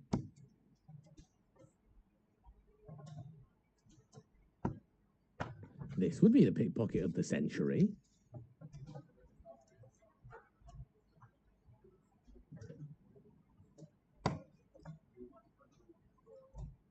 .104, it is on, treble 18 bull. Oh no. Oh, stop it. Oh, stop it, Patrick Heinzo. That was unbelievable. Oh, Johan did not like that, and I do not blame him in the slightest. It was a lacklustrical first dart. He had to recalculate what he needed. And then he's only got to hit treble 18 for the bullseye. Johan did leave double 12. He did have darts at it, 4. Landed all of them. Patrick gets 1 at the bull and hits it. That's the second time he's won a leg on the bullseye. And both times they've been very big legs as well. 1 to win the match, 1 to add some daylight between these two. Excellent stuff there from the Dane. Really, really good.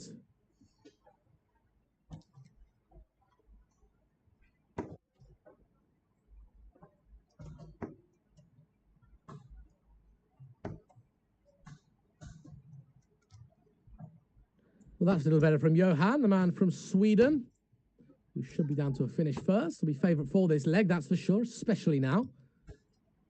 So just putting the potential break opportunity behind him. Bouncing back nicely.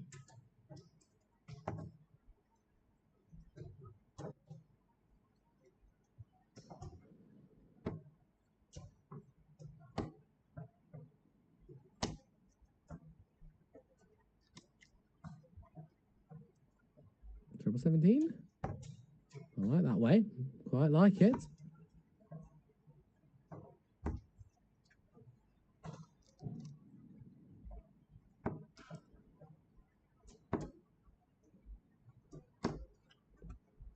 Only 55. Patrick not having the best leg in the world.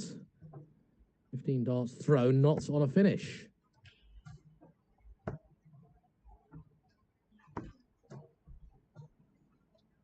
And Blunder Dart at tops will be back.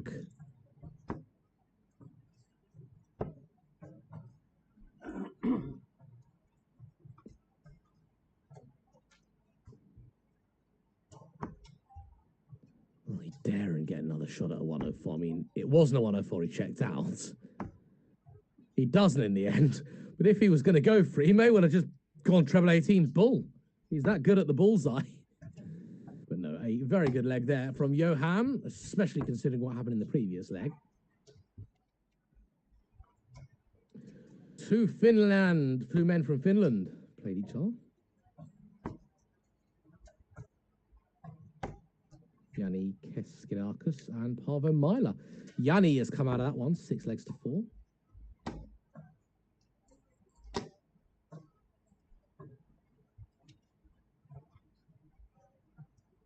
Jeffrey de Graaf and Timu Harju, they are all tied up at 1 apiece. That's the last 16 game. A few last 16 games now in contention. 2 being played, 2 warming up. We'll bring you a last 16 game after the conclusion of this one.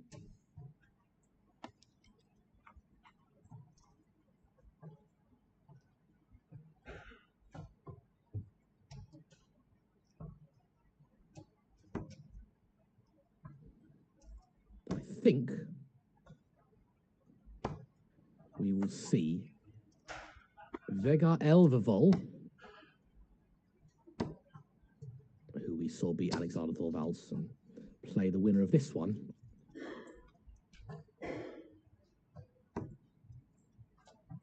On our next streaming match. And the loser of this one will be marking it.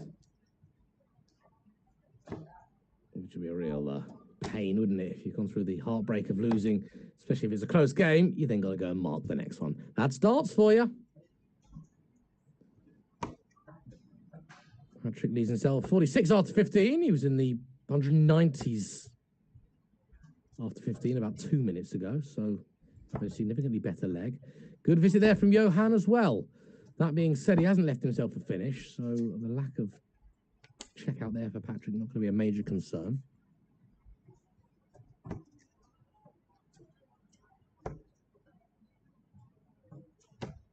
That's a little better.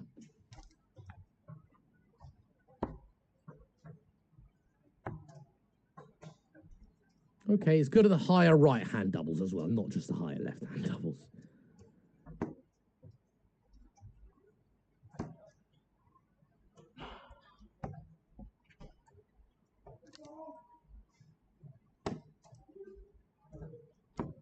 Still a little way to go in this match as of yet. Patrick needs 2 legs, so just 2 holds a throw will do it. If we do see a break somewhere, pressure will start to mount.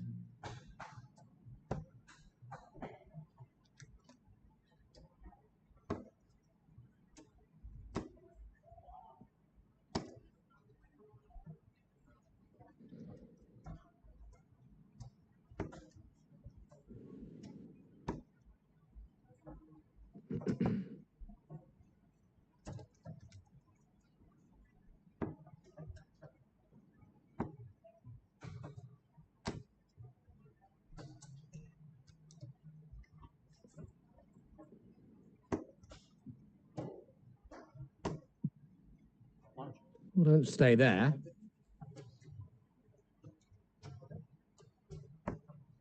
Yeah, brilliant. Absolutely brilliant. 150 scored to leave tops.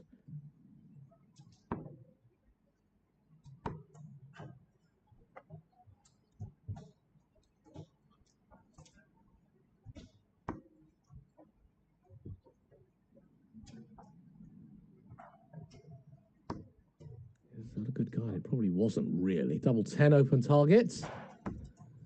We've seen 138 taken out already on the streaming board today, albeit by a different player, by a losing player. Is he going to stay there? Oh, I think maybe he should have done. I mean, he's got a better view of his angle than me, but that looked quite inviting. Irrelevant now. Double 10 is required. Double 10 is hits. And Johan Engstrom reduces the deficit to just one leg.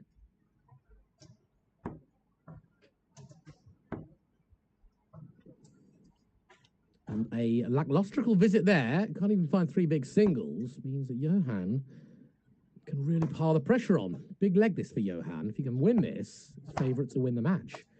But Johan can't do any better. In fact, he's actually done 10 points worse.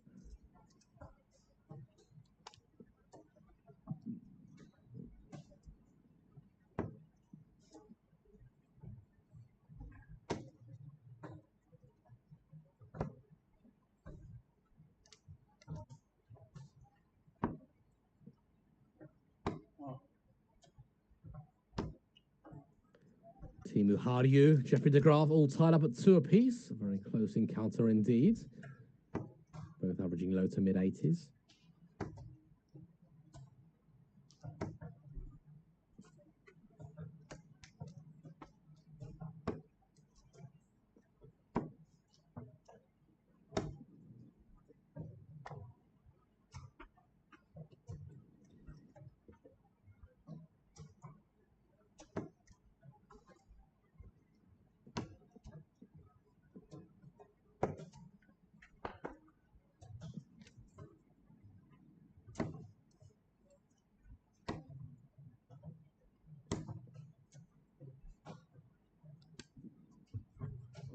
Two very, very big trebles there for Patrick. Can Johan do much of a muchness? Even 140 will be okay. A big ask from both players. One of these may have to go. It might have to be this 150 that Johan is about to get a shot at. That being said, he hasn't put a massive dent in this 124. 18s. Went the treble 10 route instead. Oh, this is good. Oh, first dart was brilliant. Second and third darts, not so good. Okay, double top. Oh, wonderful, wonderful 64 from Engstrom. That was a really, really big leg. Really big leg, that, because Patrick wins that one. 5-3 up. Johan has got a lot of work to do. And even a high workload may not have even found in the result he wanted. But now, Johan's actually favourite to win. Will experience payoff.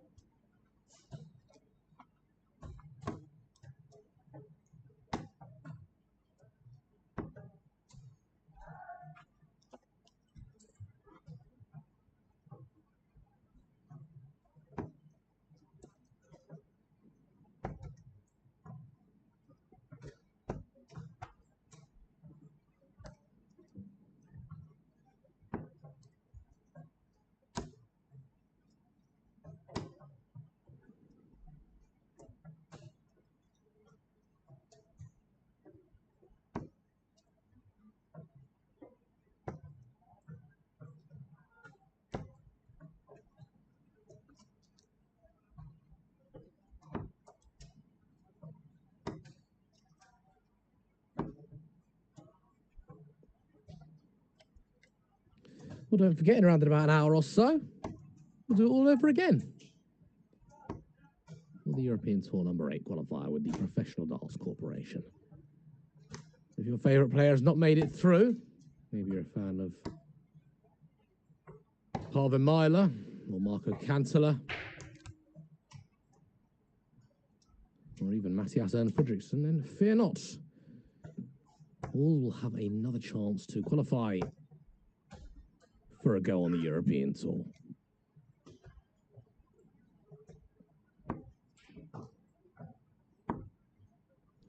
There it is from Patrick, double top to again take the lead. It was a break of throw as well.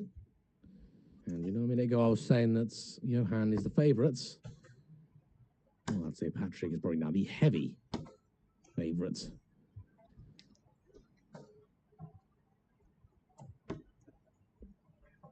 If Johan is going to win this one, he's going to need to take it to yet another last leg decider.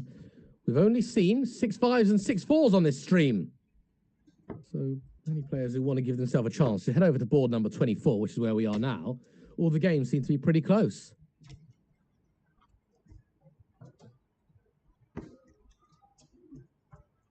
Mindaugas Brauskas is 4-2 up against Lennart Ephraimsson from Sweden.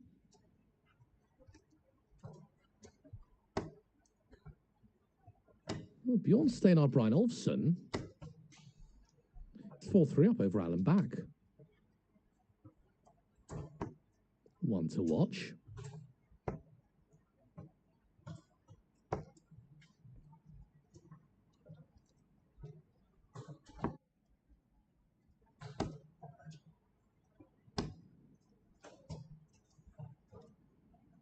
Disappointed with a 41, rightly so.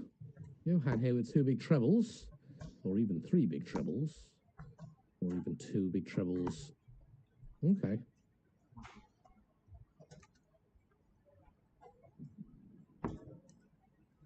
Not a whole heap of pressure, but he is on a finish, importantly. When you're on a finish, you can take out a finish. As Alexander Thorvaldsen showed a little earlier. Not going to happen now, could tee it up. Well, hasn't really teed it up. So all the time in the world here for Patrick Heinzo. Needs double top to go through to the next round.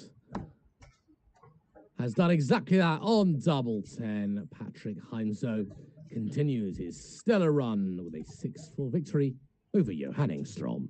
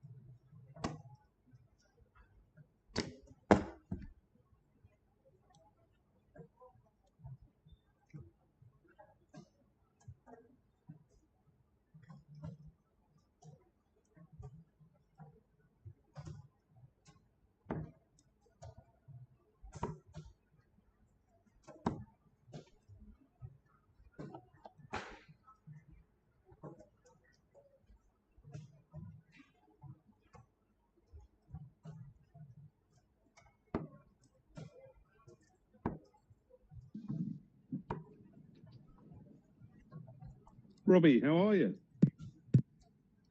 Hello, Mr. Moss. I am doing very well. How are you? I'm very good. I'm very good. Now, I believe all of our voices are audible to the billions of people watching. Yeah, I can imagine, yeah. But the first question, Mr. Moss, before I introduce exactly who you are, is can you see the action on your screen? I can. And is it looking like it's not back to front or anything like that? No. It's just, yeah, perfect. Perfect.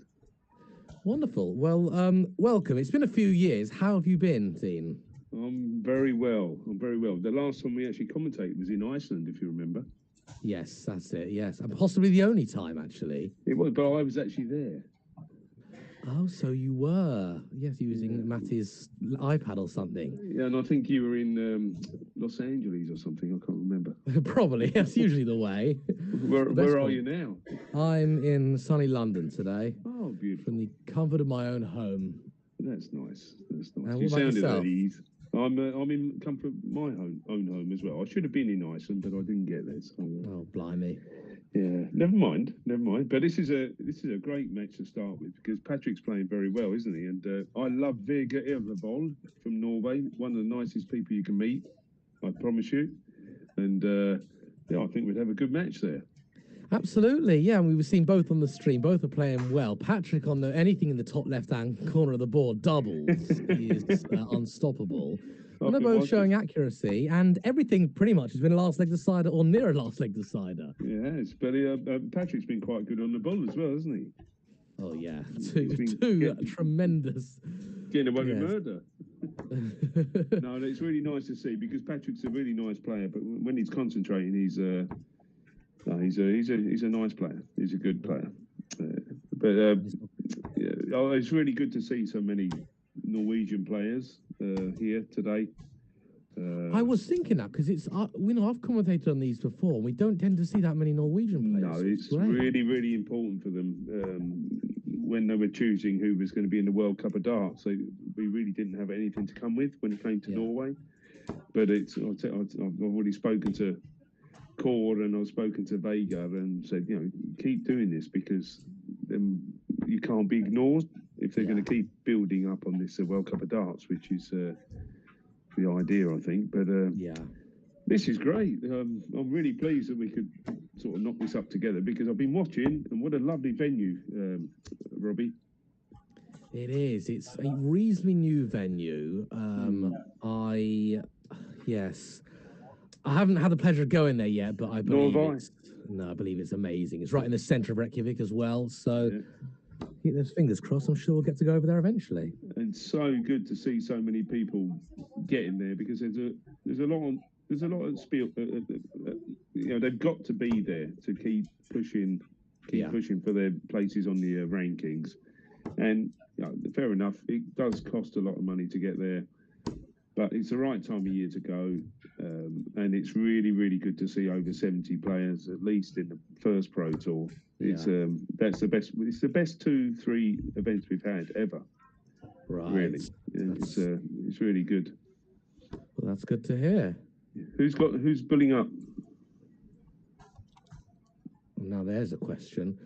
Let me look at my. I didn't see who through first, but anyway, it looks like.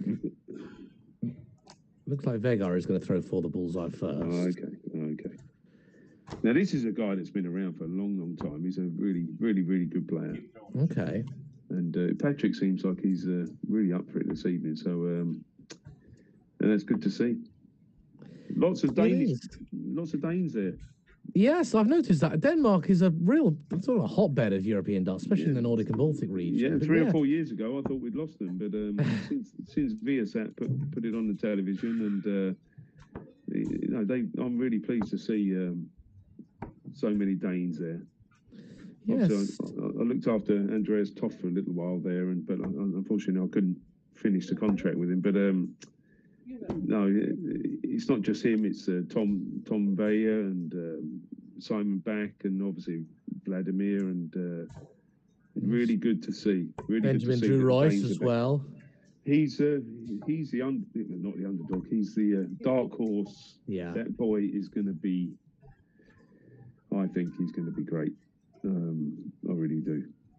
Watch this space. I know. Watch this bullying up. They're bullying up, and they're 2 balls out of 2. Oh, He blimey. loves his ball today, doesn't he? Oh, at least they're taking it out today. They did forget to take them out in Denmark. Yes. And there's another ball. Okay. And I think we're all set, and it is going to be this man. So how do you pronounce? I've been calling him Elvervol, but I think you've probably better pronunciation than me. Viga Elvervoll. So you're not far off. You're not Viga. far off. And even Patrick's surnames are quite tough. But he's a brother of Niels. Did you know that? Niels. I thought so. I have a feeling I've probably been calling him Niels subconsciously throughout the evening, just because I have commentated on Niels before. I don't think I've commentated on Patrick. Yeah, but I don't think Niels is there this weekend. I'm not sure. But no, I haven't seen the name. Are the 2 backs related? I couldn't tell you, but I would imagine they'd be quite closely related. Yeah. No, I'm not sure. Simon, they might be, but I thought it was going to be it wasn't the person I thought I was going to see when I watched the match earlier. So they might be, but I don't know. I'm running out of devices to find out. This is really lovely, Robbie. Thank you for getting me on. It's I'd love to have been there myself, and then I heard you were commentating. I thought, well, and I sent a message to Matthias, who obviously is the technical guru behind all of this, and he just said, well, just give Robbie a ring. He knows what to do. Oh, that's fantastic. One thing led to another, and here we are. Yeah, here we are. Yeah, I just had to tell my boy to keep his mouth shut because he's gaming at the end of the house there. So. All right, priorities. Yeah, that's a slow start from Vega, by the looks of it, but Patrick really does seem up for it. Yeah, it's really good to see. He hasn't looked dead and buried at all. Even the likes of, if he hit a bad first, like a treble 3, needs 104 with 2 darts, boom, boom, straight in. It's wonderful, and he's up for it as well. He's enjoying it. Good. That's the most important thing. Can be the hardest thing in the world if you're just not feeling it, just not enjoying it. No. But this guy, Vega, really, I think he played quite well in Gothenburg. He's going double, hold the bus. Oh. I think I'm a bit behind, but I'll tell you what I'll do. I'll turn it off and I'll go on and I'll watch it there instead. Perfect. Yes, we've just seen a double attempt of 76. Pin the treble 18 perfectly, but that double top couldn't quite find. Gets the double 10 instead. No dramas. Early breaker throw. As you say, he looks up for it. He does. He really does. It's given to Gothenburg. This could develop.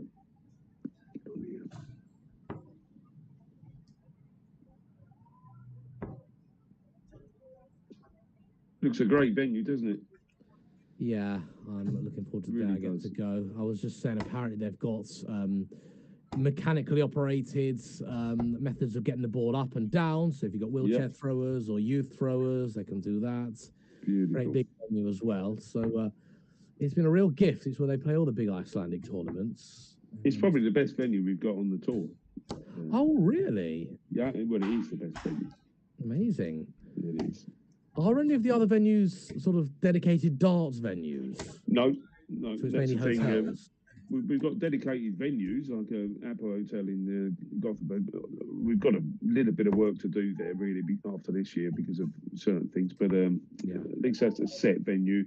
We've got a set venue in Finland at the moment. Okay. And then the work that Iceland have been doing, we've been trying to get them a set date every year, and now they're on the tour every year. So there's no. We will be in Finland, Iceland every year. So no discrepancies. No, they deserve it. They've done so much work for themselves, and they just deserve to have the set date every year. And not only that, there's also another bit of big news coming from the PDC in regards to Iceland. Mm-hmm. in as much as they're going to be making their debut in the World Cup of Darts They this are. year. They are. It's quite a big secret to keep, but Yes. I'm so happy for them. They deserve it, and yeah, they've got so many things going on. They're actually going to be producing dart players to be able to go there. They're going to enjoy it, and plus the change of format there makes it Yes. even They'll more get themselves interesting. at least 2 games. That'll be good. Absolutely, it'd be great. It'd be great. I'm looking forward to it, and I'm really happy for them. I am, because there's a lot of work gone into building up darts in Iceland. But this, just this streaming, and it's such a. They stream every week. They build up darts. They're really behind the building up the darts. And talking of 2-0 behind, I think we've just managed to be so busy engrossed in conversation. We just missed that 1-2-3 on, you guessed it, the Bullseye. Unbelievable once again from Patrick Heinzo, which is now 3 darts or 3 attempts at the Bullseye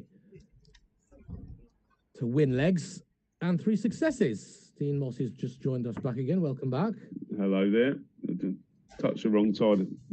Touched the wrong AirPod. Lennart Earframson has just beaten Mindaugas, and I think he came back from maybe 3 or 4 or 5-2 down. And that person is a Swedish guy who does not give up. Just thought I'd chuck that in. Okay. And what do you know about Teemu Harju? Well, not a lot, but I do know that he is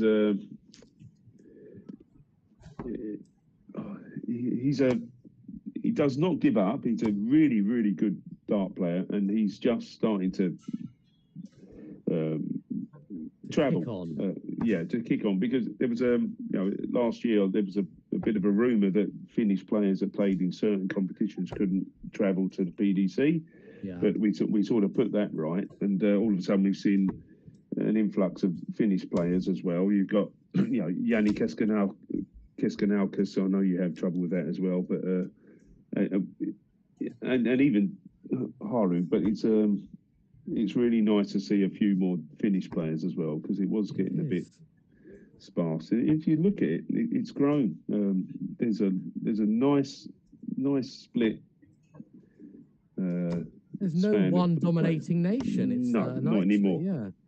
Okay, the home nation might have a few more players, but it's a real cross section of players from each country, which is what I think the PDC were after in the first place. But the Danes have come back. It's great to see. Every nation has a couple of really good players that could kick on. And Teemu Harju, of course, beating Jeffrey de Graaf there, 6-5. Jeffrey's had a very hard couple of games. Did really well to come through his last game, but just running out of steam, averaging 89 and change. That tells a bit of a story. It does. He's such a great player, Jeffrey. So he's had a couple of bad draws. Yeah. But I do know he's really happy to be able to do this, because he's had to wait 5 years, obviously. But we just saw Elvervold there pinning in double 10. Pick one back, which is nice to see. Absolutely, yes. Not going to have a whitewash, but we knew he weren't anyway. These two players are far too good for all of that. What is there another nation within the Nordic and Baltic region we're looking to work on? Estonia, I think, would be eligible. They are. They've had a couple of players, but usually when we play in Latvia or Lithuania, I think we had a couple of years ago, but it does need looking at. Yeah. And but we've only been in Latvia. Last year we were in Latvia, so that's the only place they can get to. Yeah. I don't think we don't see many travelling. But it's up to themselves to, they need to do it themselves. We can't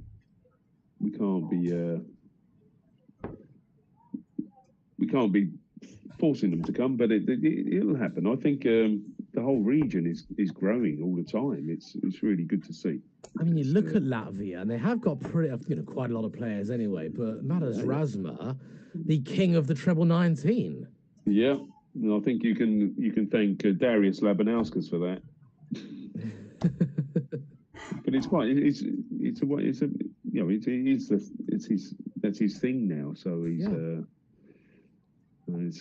it's good to see him kicking on, and Darius sticking in there. And then you got Yanis. Yanis Mustafayev, we've seen him in the World Cup. Yeah. He was averaging 90 after a leg earlier on. I know. Oh, we've just seen Patrick Hines, though, miss a bullseye, ironically, by the way. That would have been for a 170. He's on song. You sometimes say, oh, you don't need to go for it. He probably did need to go for it because he never misses the ball. No, tonight he's looking very hot. No, fair play to him. It's a long way to go, and if you're playing like this after a day of travel, it's a nice feeling. Yeah, absolutely. Talking to the Latvians, I read a news story about Dimitris Zukovs as well. Yeah. Started his career in Ireland. Yeah, I didn't actually read it, but it's nice that Daniel or our own website put a spot up for him. Yes, absolutely. It's a news article. He started in Ireland, did he? There we go. I've got the news article in front of me now. It all started in Ireland. 46-year-old. He's participated at every event. He's also going to feature in Iceland, i.e. in this one here. Yeah. He's been in the last 32 before, so hasn't kicked on into the latter stages as of yet. He's been playing darts for some time. Did an interview with PDC Nordic and Baltic, which is always nice. Yeah. He's a firefighter in Ireland. He's got a Ukrainian wife. Okay. I did not know that. And he's dreaming of Ali Pali. Oh, good boy. Absolutely, yes. That's what everybody does, hopefully. Got to dream big. If you don't dream big, you don't get results. That's exactly right. Did Vega just take that out? No. He's left one. Did he take that out? Well, I don't know what you're watching. I'm on 357278 at the moment. What am I seeing? But I'd be impressed if someone did leave one. No, I've got it. I've turned the phone around the other way. Perfect. No, but I thought it was lovely when he qualified for Euro Tour, and it's good to see another Latvian. Because obviously Madas is the flag bearer there. Absolutely. And really lovely to see him doing well. It's a shame. Okay, we had to take the tour card holders away because we were running out of weekends, and certain things were changing with the selection for the Ali Pali and stuff. So is that now a regulation? If you do hold tour card, you cannot play on the PDC. If you're in top 64. 64, okay. Yeah, and then what it does, it catches people on the way down and on the way up. Because obviously, if you go and get a tour card, you're not going to be in the top 64. So it was a really clever thing that PDC did. So I think double eights. Oh, go on. Oh, they're throwing the kitchen sink at each other here. Brilliant. They got to miss the dance at double 16, I think. Patrick just missed one at double eights. A real showcase of tungsten talents.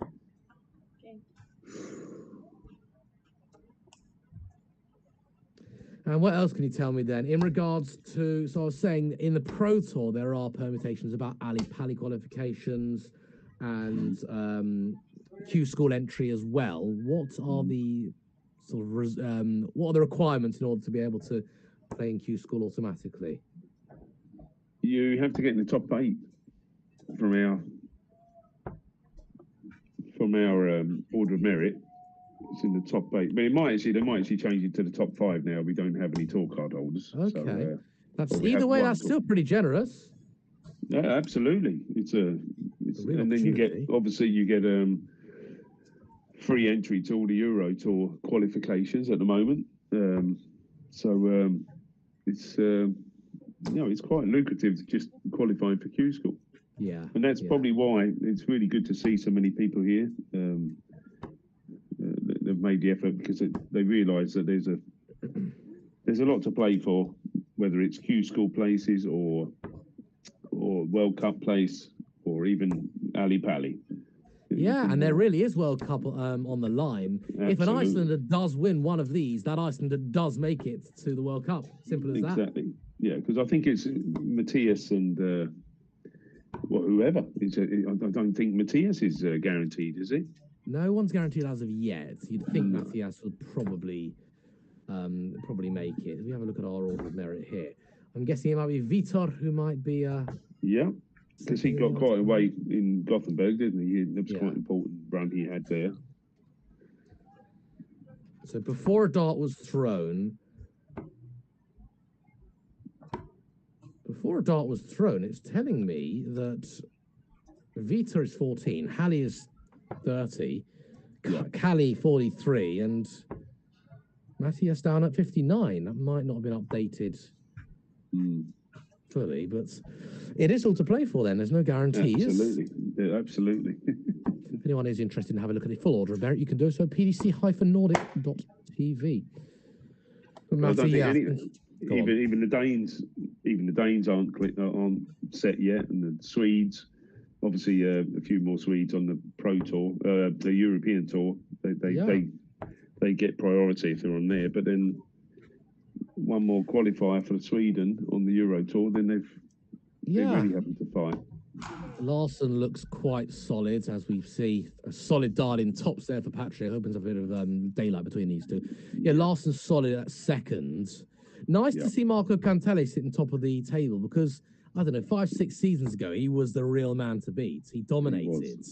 Then I think he played a little bit less. There were a couple I think he didn't play at all. But it is nice to see him back. I think Kim Viljanen sort of took over for Finland. Yeah, what happened to Viljanen? Well, he's a busy boy. He's got quite an important job at, I think it's Toyota or Mitsubishi or something. He's a big knob in Finland, so he's not going to chuck himself at darts. He's got a family and stuff, so so he's balancing it all. He took it, he's taken a step back, but I think he did enter. He's in the order of merit. He is here. Yeah, I think he was fantastic dart player. But it's you've got to prioritise. If you just looking here, we've got Daniel Larsson is 5-4 down against Tom Veyer here. Dennis Nielsen 4-0 up against Bjossi Brynolfsson. I was saying, I remember Bjossi was playing in some of these lockdown events, the Icelandic lockdown events. Yep, I don't remember his name. And he's improving. It was kind of a solid 50 average, 3-dart average, but has improved on that. So that's nice to see. But they all seem to be improving. It's such a surge in Iceland. They really deserve the place in the World Cup. This date every year on our tour, and this venue sort of, does make it. You need to be in Iceland because it's such a great venue. Apparently, I've not been there, but you can just see, can't you? Yeah, I don't really. It's just amazing what they've been doing. Right. One of these 170s may well go, and it's not going to be Patrick's. Is it going to be Vegard Elvevol? No, it is not. Daniel Larsson, Tom Veyer in a last leg decider. Okay. A noble. Well, that was a great visit, considering the first start miss for Vegard. Oh, he's done it again. He's done it again on the bullseye. This is unbelievable. He is really hot on the bullseye tonight. It's just finishing. Wonderful. Full stop. Absolutely. Anything top left, anything middle. And that takes some living with, because even if he throws an average couple of throws, you get down to 170 or under and he's hitting bullseyes, you're in trouble. Absolutely. Give him a dart to the bill, he'll take it out. I think that's his 4th bullseye finish for him. I think it is, successful. Yeah. And he missed 170 by the skin of his teeth.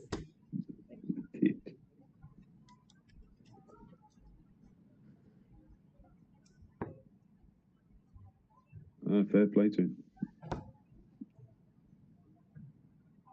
Jeffrey de Graaf did lose out in that last 16 match. In that last leg decider, Teemu Harju.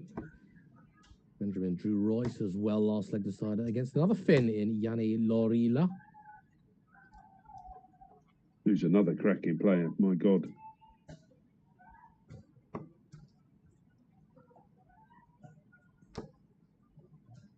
There's a lot coming through. Which is lovely to see, and it's about time as well, really. Gone are the days of British domination. I think so. You'll even recently, I say recently, a couple of months ago, I remember on one of the PDC Pro Tours, the Players Championship events, the last 8 were all from different nations. Beautiful. Yeah, that's what I love to see. And that's what the PDC are after as well, so. Yeah. All right, both are on a finish. Someone shout. I don't know what that is. Well, Patrick may well need to hit the bullseye. He's on 128, and he may well do it. If he does this, this will be his second bullseye winning dart. Be amazing. For the match. Just if he goes the right way. Stay there. Oh my, might not even need to worry about it. You're joking. How can he miss that? Yeah. Tom Vey has actually knocked Daniel out. Oh, blimey. Well, there we go then. Elvervol knocks out. That's 68. Beautiful. Because Patrick missed the dart. Got the double 10. He probably should have left himself bullseye. Well done to Veja. Yes, Daniel Larsson, Swedish player, been around for ages, been at the top of his game in Sweden for a long time as well. Won numerous of these events, but not at the moment. But there is another one coming up. Well, it's supposed to start in 20 minutes. We may not quite get in 20 minutes, but it'll be straight after this.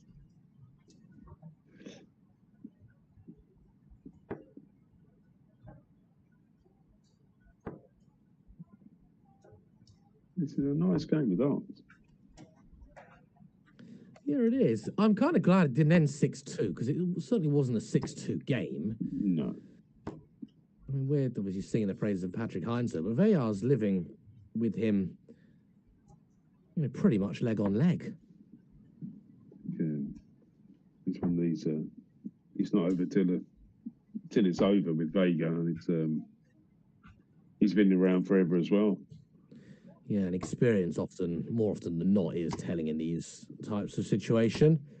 Yeah. I mean, it doesn't look like Patrick's getting too excited, so.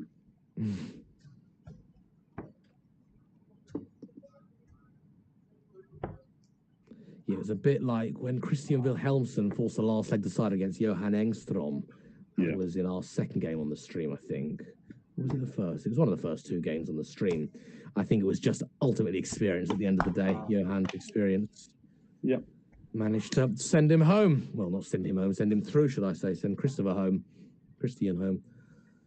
Well, Patrick didn't like that at all. Has left himself for finishing. Guess what? It's one where he may need to hit a bullseye. So, actually, the frustration may not need to come. That being said, Vega's halved his score. Has left it handy. Why don't you talk us through this one, Dean?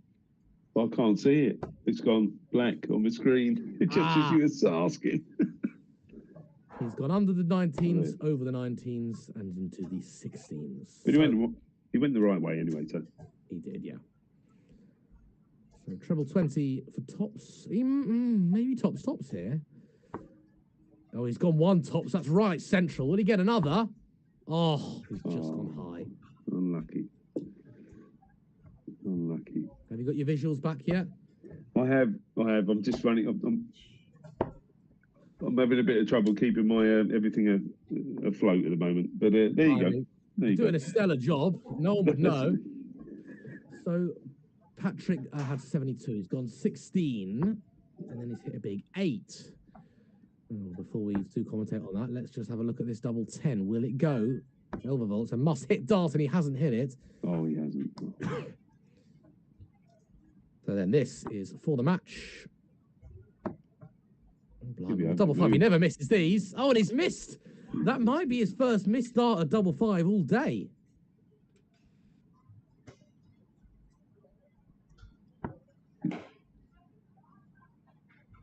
wonder whether Vega, good boy. I don't want to sound too biased, but it'd be nice for this to go a little bit further because. Oh, give me a last leg decider any day of the week, any game, any day. They call it the Noble, don't they? Yeah, absolutely. George Noble, darts referee, who's not here today, sadly, but whenever he referees, it tends to go to a last leg decider. And are you familiar with Liam Lawrence Mendel, the German becoming a superstar? Okay, so there's a German lad becoming a superstar on the European with the mullet, yeah. That's it, the mullet. Now he throws so slowly, but it works for him. He just managed to find last leg deciders. He's forced last legs against Noppert twice. He won a last leg decider against Robert Owen. And guess what? It's always George Noble that calls those games. Calls them, yeah. And the game of that length might take 20, 25 minutes. With Liam, 45 minutes. But George, I think George gets compensated for that somehow. Yeah, a pound a dart. Yeah, something like that, or even a pound every point. I don't know. That'd be nice.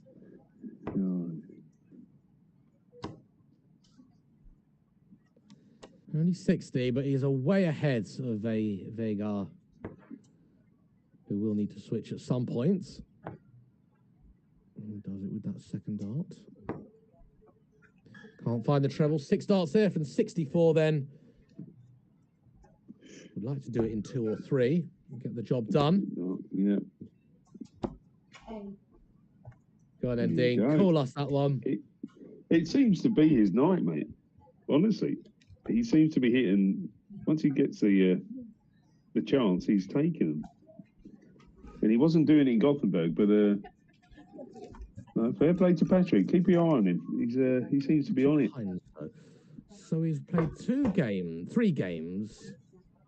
The average is 78, 76, and 80. So we're not talking groundbreaking averages. No, but his doubles must be up in the 40s. Yeah, I'd be interested to see, like, his last 9 dart average, not the first dart, but the last 9, something like that, because he might not be starting out particularly well, but the end of his legs are fantastic. He's not missing many doubles, is he? No. Mainly because he only gets 1 shot of the bull and he hits it. What else have we got? We've got 1 last 16 games. That's the second round game, which is Lucas Napik from Iceland, someone I'm not familiar with, which is always good, just to see how many of these Icelandic names just turn up and play darts. I think it's fantastic. He's brilliant. Against Sweden's Lennarts Efraimsson. He's actually 4-1 down at the moment against Lennart. Absolutely, so has a bit of work to do there. Yeah. And the 2 pins are 3-4, 4-3. Yeah, so Timu is having a bit of a day, but at the moment, how do you pronounce Yannis' surname? Keskinakis. Yeah, Keskinakis. That is probably my favourite surname ever. Keskinakis. It's more of a Lithuanian I was thinking sort of ring about it, but Labanauskas-esque. Yes. But Robbie, I'm gonna get my stuff charged up. I'm gonna go and nick a charger somewhere, and you can give me a call back in about 10 minutes. Is that okay? No problem at all, or even for the next tournament as well. Whatever you want to do, Dean, just let me know. We'll talk, and I'll do the whole weekend with you, mate. If that's okay, it's not a problem. Not a problem. Give you a break as well, but if you're at home, I know you're intending to do the whole weekend, so that's. I'll tell you my schedule off the air, just so not everyone follows me. Absolutely. But yes, all right. I really look forward to it. Thank you very much for stopping by, and let's do it again in a few minutes' time. Then we will. Give us a call back in about 5 minutes. Will do. Thank you, Dean. Good, mate. Bye.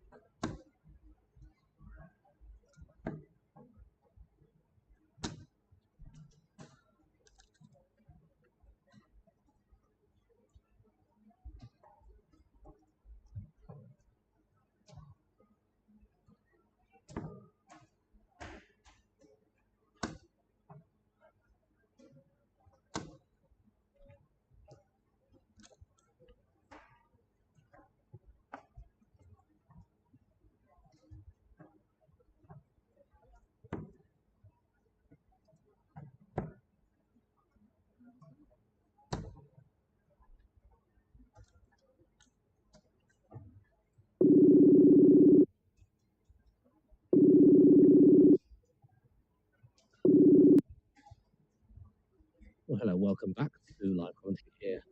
Live apologies, I managed to hang up. I'm going to hang up on Dean. I managed to hang up on Dean. But we are back. Thank you to Dean. That was an unexpected little surprise. Coming in a commentary over the course of the weekend. As for me, let's see, shall we? I'm on standby at work. I may not. As simple as that. I'm going to be out for a few moments' time, so you can enjoy this one. Battle of the Danes, Tom Veha and Patrick Heinzo. Back bringing some live commentary in just a few minutes' time.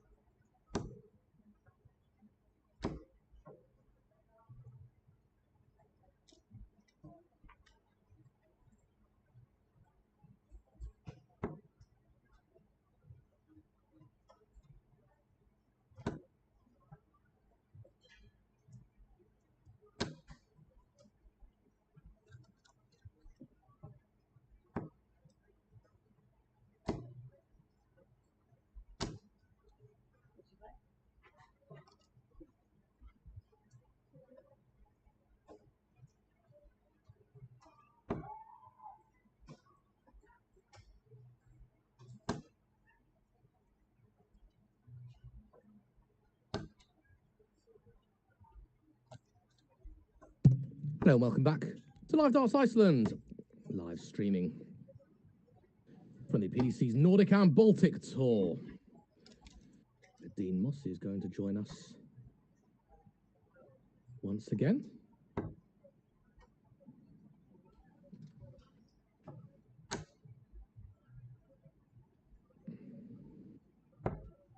To help talk us through this one, Tom Weyer and Patrick Heinzo.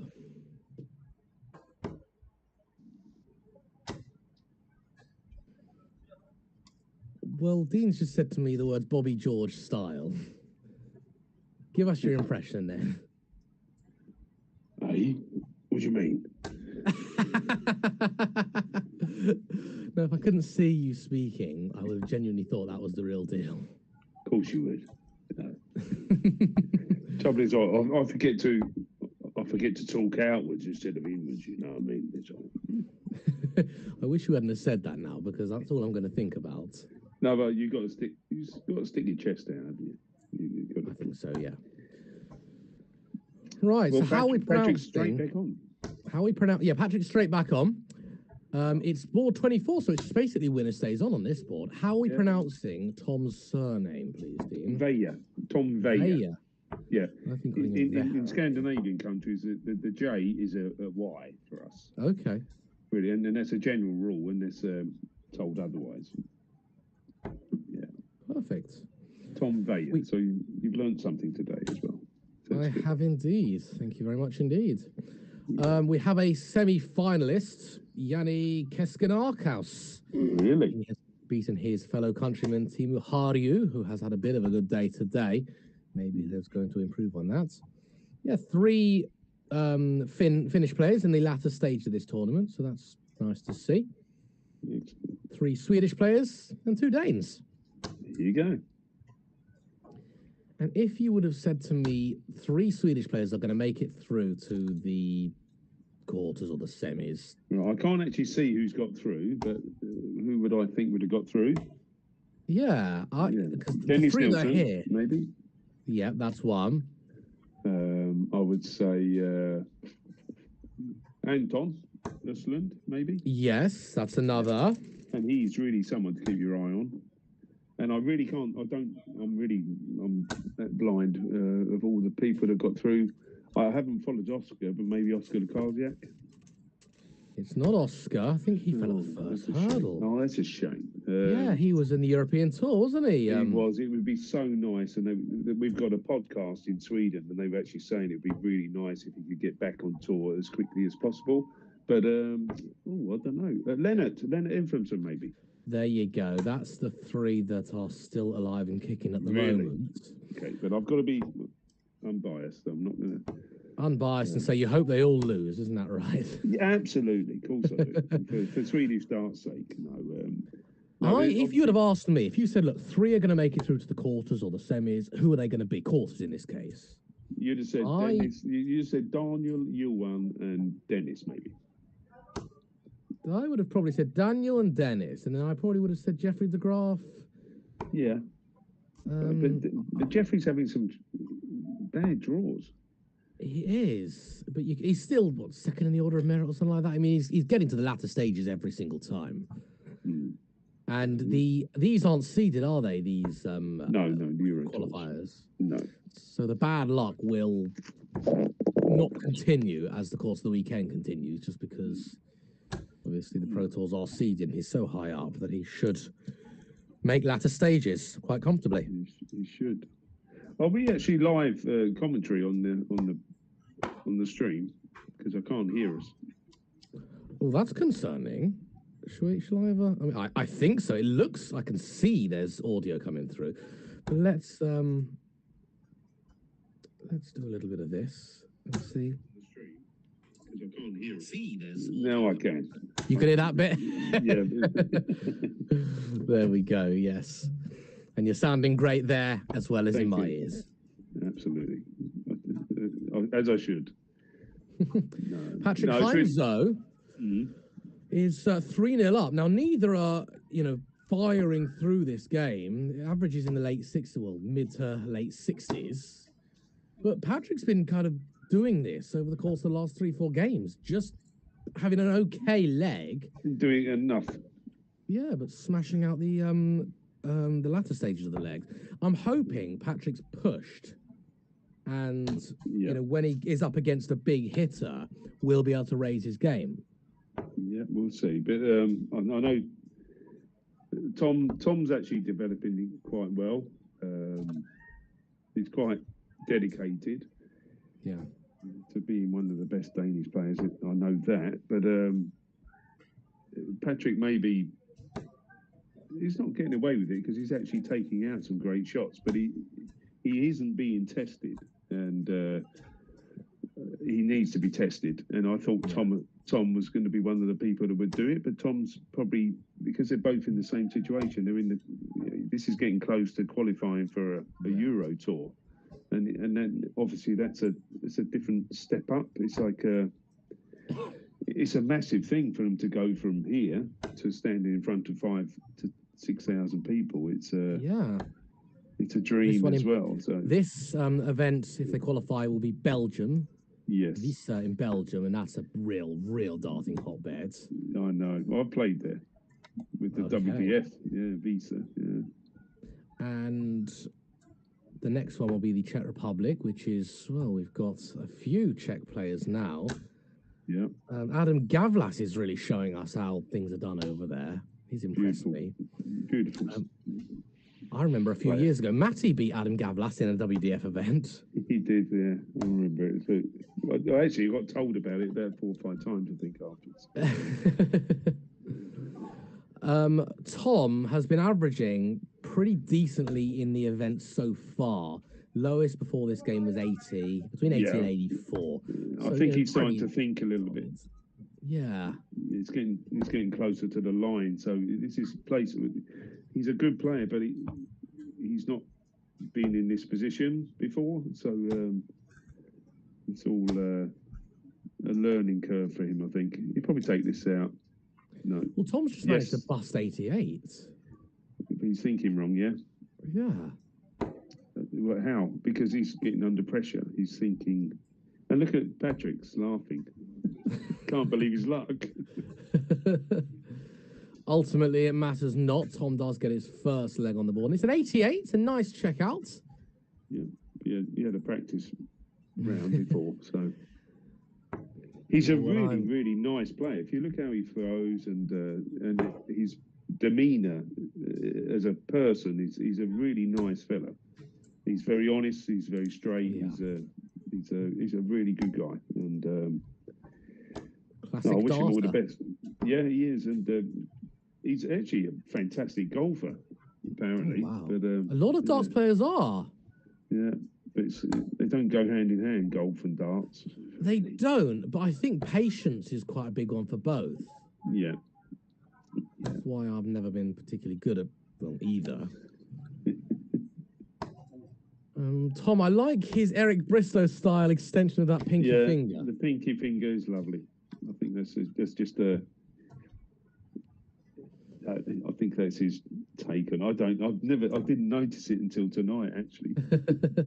Also, something I've noticed as well, wearing long sleeves underneath that shirt. Always, he's always cold. Always cold. He was cold in Gothenburg.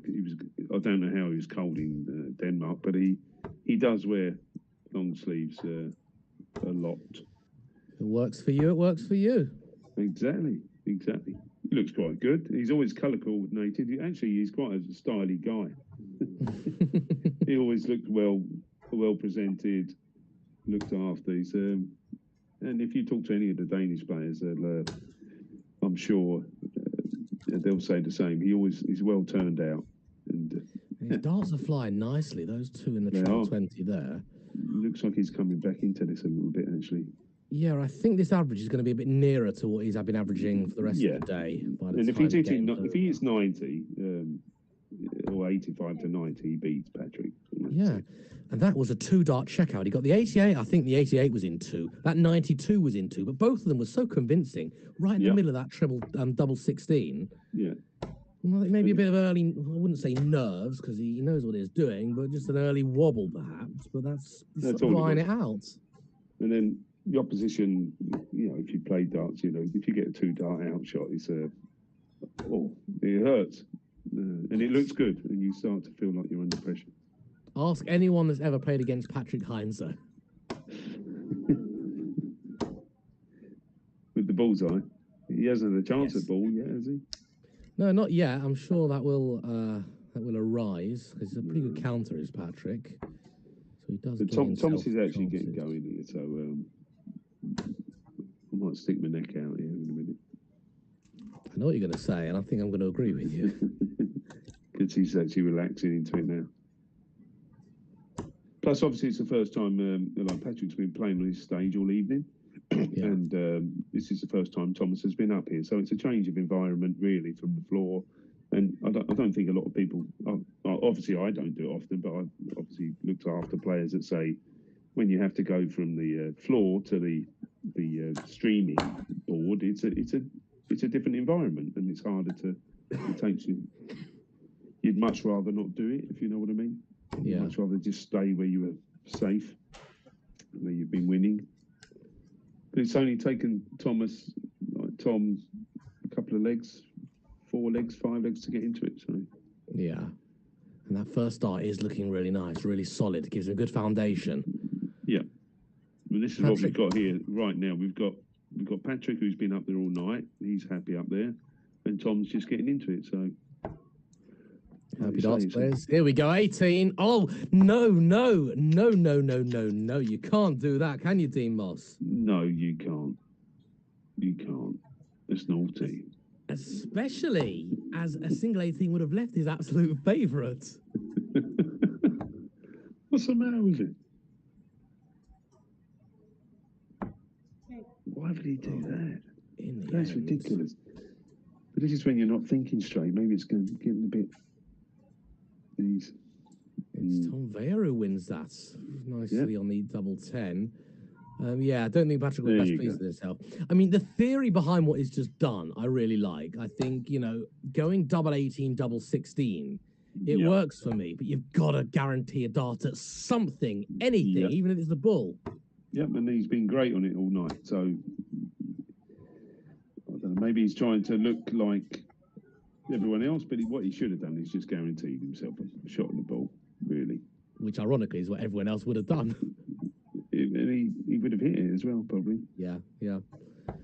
Oh, well, darts is about decisions. Can't go back on them. I'm afraid I'm looking at a stream that's a little bit after you. Now I'm going to get back onto this one. Yes, I think on our Facebook Messenger conversation, we should have a bit of a live-ish stream.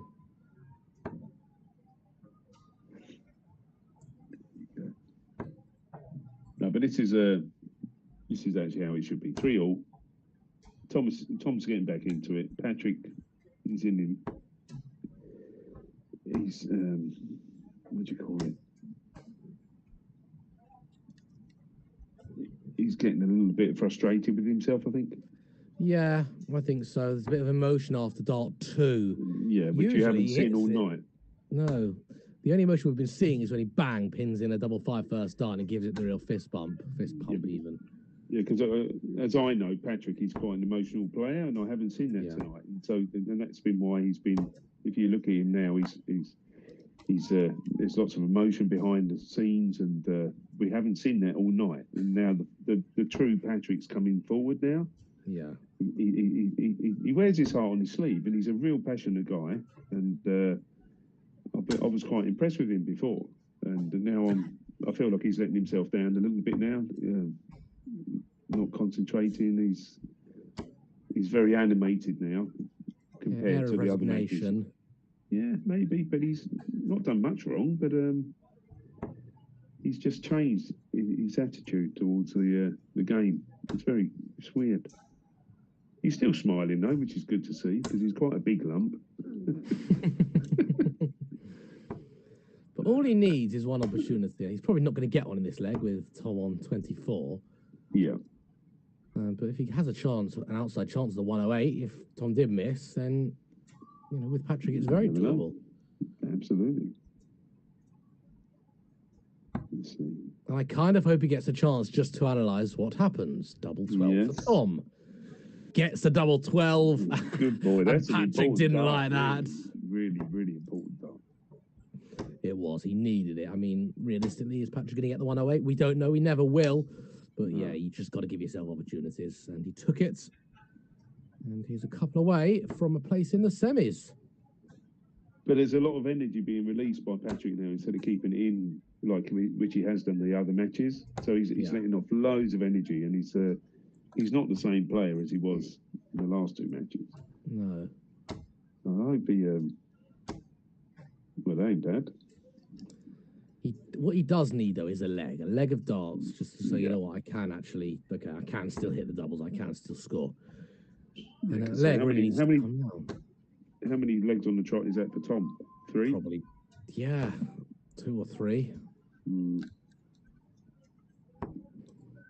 mean, he's got it to the advantage here as Patrick, in as much as, well, he may well have squandered that advantage, but he was significantly ahead. Let's see what Tom can do here. 100 from Tom, put the pressure on. Any more than 100s, piles the pressure on.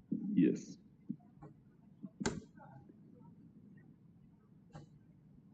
And he looks quite relaxed, Tom, now.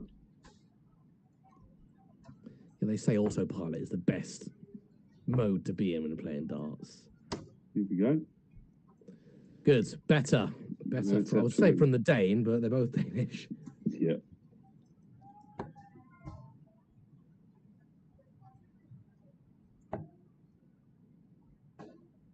But you're getting what you wish for. He's actually getting a bit of opposition now, so we'll see how he reacts.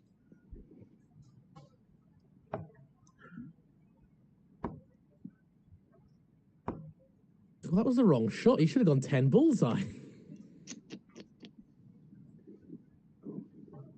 not going to say anything. because obviously he did do the right shot, in all seriousness. He did, but we need him to go on ball because he's been hitting it all night. I wonder how good a soft tip player he'd be. Oh, he was. Right then, Patrick finally gets himself a leg after a bit of resurgence. We've got a 5-4 against Dennis Nilsson, by the way. The Finn Jani Lorila is 5-4 up against Dennis Nilsson. Jani is averaging 90, more than 90. Fantastic player, lad. And the battle of these Swedes, Anton and Lennart. Anton is comfortably winning that one, 4-1. That's a boy that you really have to keep an eye on, believe me. Who, Anton or Lennart? Anton. Okay. Boy, I said boy, not man. Oh, I wouldn't know. But Lennart's a lovely player too, don't get me wrong. But Anton is he's a real talent. He actually slipped through the net. I sent a few players, a few youngsters to the JDC and development tour a few years back. And I don't know how I missed Anton Östlund. I spoke to Victor Tingstrand, I can't remember. But anyway, I sent 4 or 5 lads, and this lad had slipped through the net. But he's absolutely wonderful dart player. So how old is he? He's, I don't know, 12 or something. Oh, blimey. He's about 19, I think. 19, 20. No, he's not 12, but he's a really lovely dart player. How's Tom doing here? I'm actually having trouble seeing what's left. I'm sorry, mate. That's all right. I've got a few ideas. If we do a bit of planning, we could maybe do a bit of multi-screening. But it is 4-all. Tom with the darts is on 108. Patrick way behind, 186 now. So it should be Tom. May go 18s, may go 20s. May go 18s, may go 20s, goes 90s. He went 90s, yeah? Yes. And all of them are good options, 18, 19, and 20. Yeah, but he's a good thinker. Tom's a really, really good dart player. He uses the board. He's not, I don't know, flash or he just... Stay there, Patrick. Throws oh, Patrick. The 186. I would have loved to see him at the 180. But as a big, tall guy like him, maybe double 3. Yeah, but if there'd have been a caller, maybe he would... Oh, yeah, maybe. Yeah, because that's the only reason why they do it, really. You can't see me picking my nose, can you? I probably could if I was looking. I could if I was looking. Luckily, I wasn't looking, so He's hit that. Unfortunately, your camera's not broadcasting to the world, so you're safe. Fantastic, fantastic. Just I thought I'd make sure. Okay. After half an hour.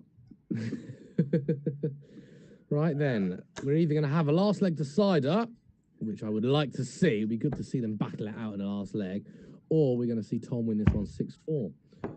Same position with Yanni Lorila and Dennis Nielsen, with Yanni on 5 legs to 4. Yes. And it's 5-all. Dennis has just won leg number 10, so that's in the last leg decider. We could see two Finns battling it out in the semi-final. I don't know if they'll be playing each other. I haven't seen the bracket yet. But even but still, Dennis is so close to taking another step up. He doesn't realise it, but he's so close to being a real top player. He clutch moments, he just takes them out because he doesn't get excited. He just does what he does. It'd be nice to see him on stage later. Really would. Because he really does grow into tournaments, Dennis Nielsen. And so does Leonard Ephraimson. But obviously might not be the case tonight, but play until there's no one left. That's Patrick's left himself a finish after 12 darts. Had a lovely 1-3-7 there a minute ago. Are we going to see a last leg decider? The Noble. That's my nickname, Robbie Noble.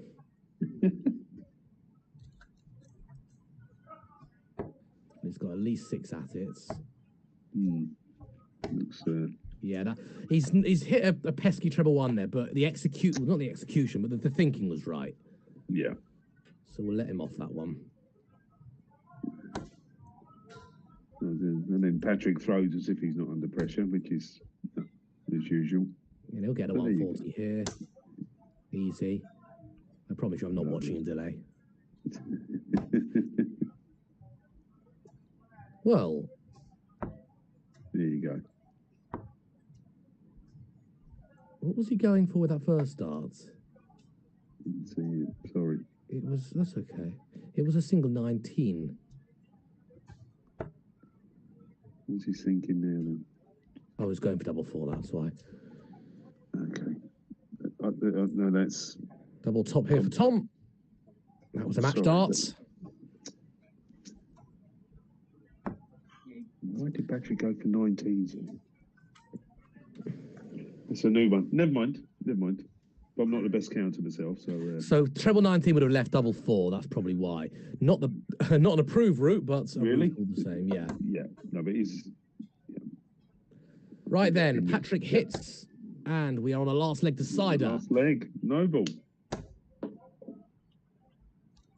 Go on then, you can do the Noble impression. No, I can't actually do the Noble expression, but I'll tell you, he does do a 140. He's Dan Dawson does a fantastic George Noble impression, not just normal talking. It's uncanny. It's Dan Dawson's general impressions are very, very good. Yeah, but George is from Swanley, and this is half my family were from Swanley, and he just when he did it, I went, "My God, that's him!" it was fantastic. He does a great impression of Rod Harrington as well. He does. He's but I don't think he does impressions when he doesn't know he's going to, hit the mark. Yeah. Anyway, how are we doing here? We 174 scored for Tom Veyer. Really well done when he was on 303. So Tom is on a finish first. 129. And so needs a treble. Doesn't get it. 6 darts. 129. Right. Can you see this, team? I can't see it, no. I was going to give you the opportunity to talk us through the end of this match. Wait, do you reckon it's going to be a football finish, yeah?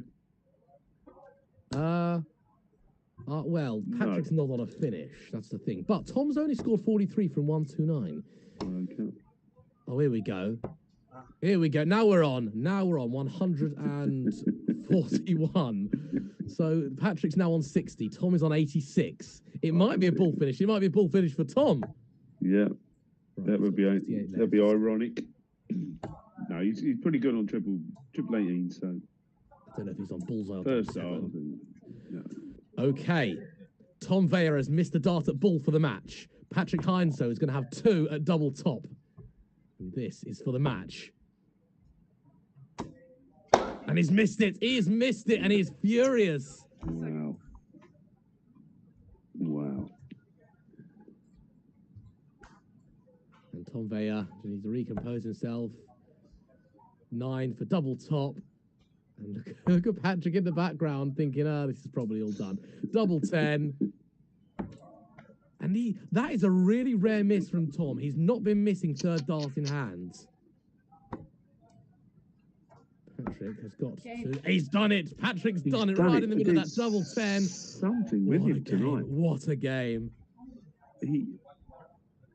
There's something with Patrick this evening. Yeah. If we just look at his results. Now, we're very lucky. We've been able to see all 4 of his games here on the stream. But I think a lot of it is to do with that he's been up there all evening, Robbie. Yeah, so he feels at comfortability. Home. Yeah, he feels like he's getting chances. He's actually taking them. It's when your name's on the cup. That's how it feels for me. I mean, every game he's played is either been a last leg decider or a 6-4. So he's slithered through. His highest average is 80. Yeah, that, I think, was his first game where there was a real wobble. He didn't look in control for all of it. No, but getting to this stage with an 80 average, he's the lowest average of everyone else who's left in. I know. It's one of those. Average doesn't really matter, yeah. No. He's managed to, and fair play. He's scraped them together, and he's up there. He's still up there, and he's going to be playing who next? Dennis Nielsen. Just getting the bracket on now. Have a look. Did Dennis win? Dennis Nielsen has won, and Patrick Heinsoe is going to be his opponent. Yeah. So Nielsen and Heinsoe. Good. So then he's going to get some real pressure there. So I think so. I mean, I know you never said it. Luckily, you didn't, because I said I agree with you. I think you were going to say you think that Weyer is going to have maybe a little bit too much for Patrick. I didn't. I had to hold it back because I did think that Tom would beat Patrick. Well, you did well not to say it because I would have said it outright. No, I thought Tom, because Tom's been playing so lovely this season, and but I think a lot with, and I really mean this, the fact that Patrick's been up there all night is a big, and obviously he's still going to have that advantage when Dennis comes up there, but Dennis has been on the big stage before. Dennis will be looking forward to it. His chest will be out and everything, and we'll see. I think I'm not the main commentator, so I'm going to say Dennis is going to smash Patrick to bits. There you go. No, I'm not. No, I think I do hope a game is made of it. That would be nice. Not with that average, but you never know. Patrick has got a little bit more in him. I know that, but Dennis's average 85, 81, and 82. Yeah, he's not that much more. So no, we'll see. We'll see.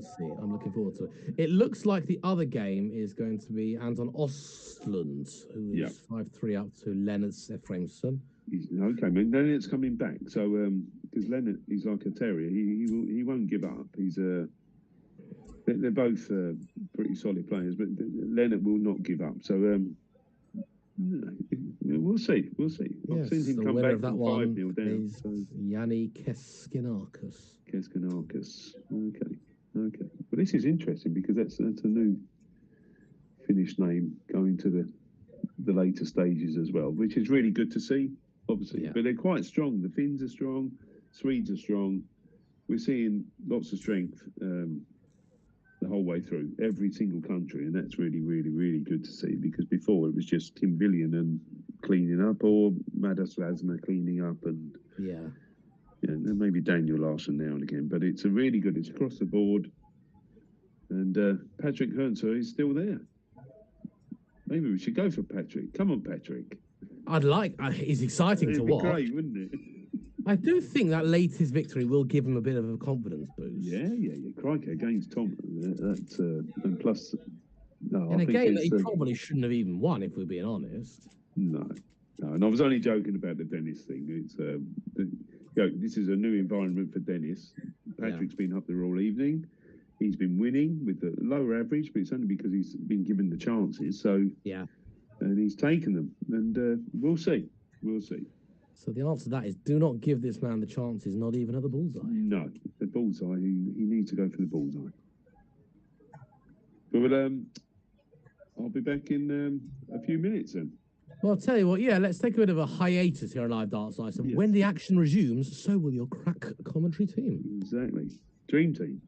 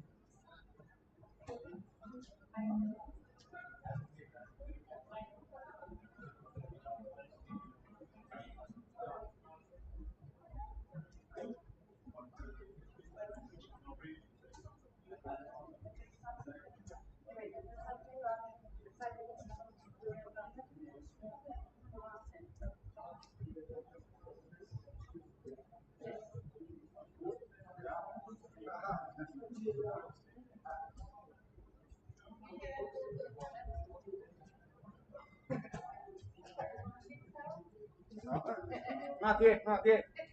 Bottom. I thought it was water. Okay. Waterloo. Ja.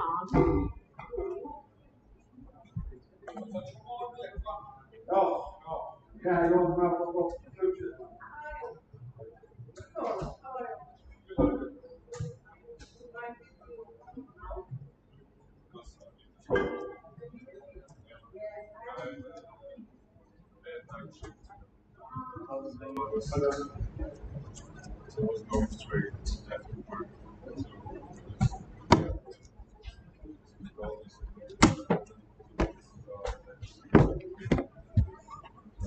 Behind.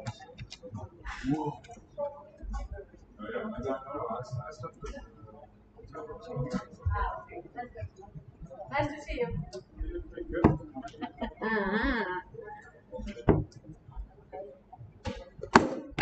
What's wrong with you?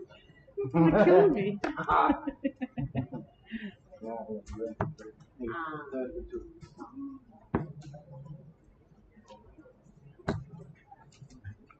Take it, Sally. Take it, not me.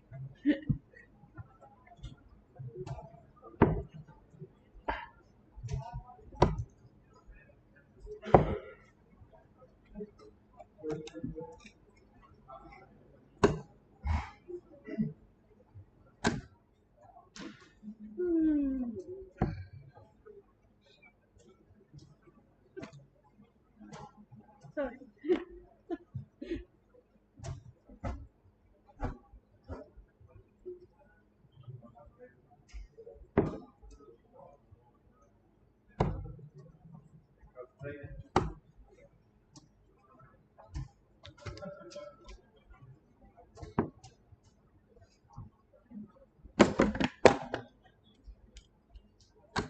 Still in for first to 6. Six. 9 or 6? 9. 9. Sorry.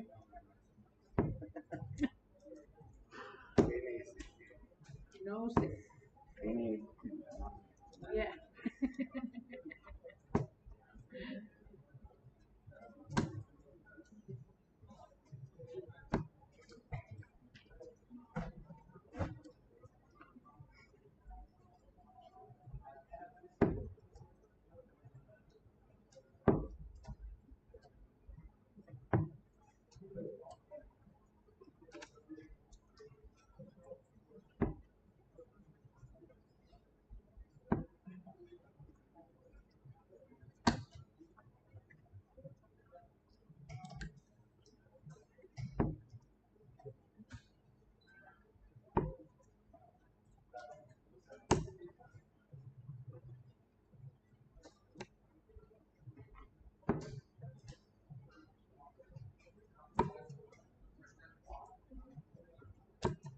Two.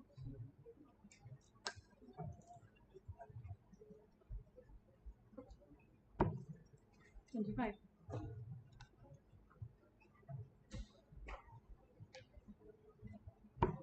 25.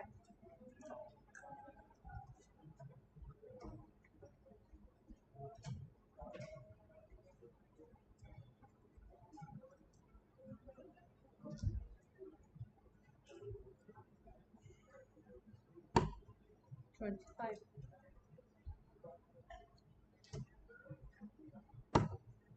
25.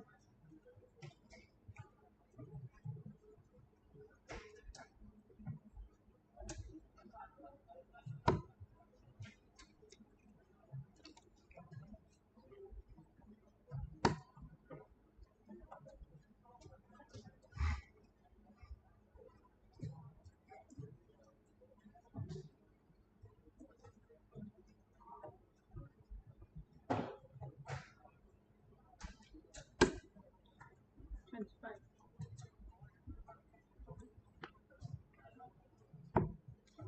No score is Dennis to start. Good luck.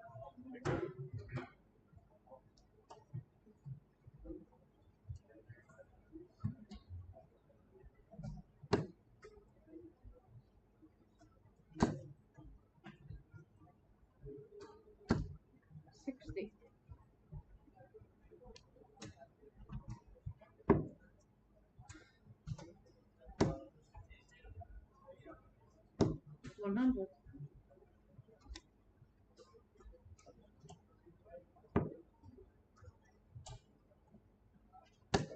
Hello, welcome back to some live commentary of the final of our first event of the weekend, PDC event, well, Euro Tour number 7 qualifier.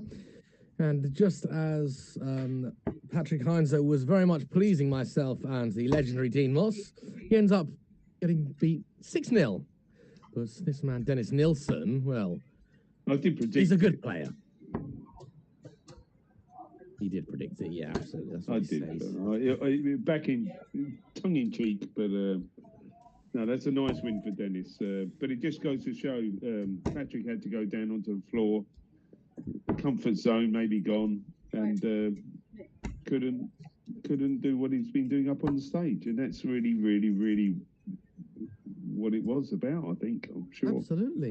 Had the draw been different, however, because Yanni only averaged about 79, so that was prime Patrick average, we could be seeing a different finalist, but that's the way of the draw.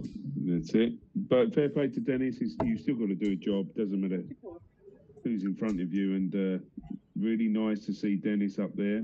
Yanni, really solid player, but you know, obviously I'm going to be a little bit biased. I've looked after Dennis for...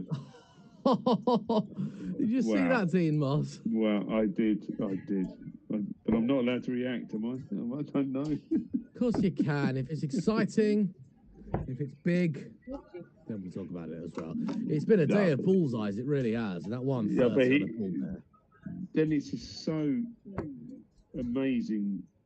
He practices so much at home. It all sits in his head. He's become a really good counter. He was not a good counter before, but now he counts. He's brilliant. Yeah, he's just down to practice, isn't it? It is, and Dennis is really down to practice. He's got natural talent, but he really is dedicated. I promise you. Every time I ever called him, it could be 2 o'clock in the morning. In the background, you can hear click, click, click. I used to say, have you taped this? Have you recorded this? Because every time I ever called Dennis Nilsson, it was click, click, click in the background, and he is a dedicated guy. But Yanni is I don't know. He's been around a little while, but he's quite a solid player as well. Obviously, he wouldn't get to here, but they're both on 100 average, as I can see now, which is nice. Will drop after the winning double goes in for this leg, but yeah, they both started off very quickly with that 130 on the bullseye. Yeah, brilliant work there from Dennis Nilsson. But he do it all day long. Honestly, he's. Sometimes I wonder why he's not further than he is. I don't know what it is. Sometimes it's I think he's in awe of other players. It might be personal as well as it's really hard to explain. But he's, in my world, in my mind, he's a top class player, absolute top class player, and he deserves everything that's coming to him because he's so dedicated. People don't realise behind the scenes that he's so dedicated. It's ridiculous. Yeah. Well, dedication should pay. Equal results. It does in the end. Yes. 109. This is a big ask here from Yanni, but would be a big guess as well. Yeah. Well, it's very, very much doable now. He's going to get himself a dart. He's not. He's just 109. Cardinal sin. There you go. And that's how many chances you have to give Dennis. You have to take your chances against Dennis. Even if Dennis might not be, you know, he might not take out the crucial dart, but if you give him another chance, he's going to take it. It's he'll miss 1 or 2 maybe max. But that treble 17, that should have been nowhere near the treble. No. I mean, I'm sometimes guilty of going for it in that treble area just to try and guarantee that I get the single. But these players are good enough. They really Should have been nearer the double, if anything.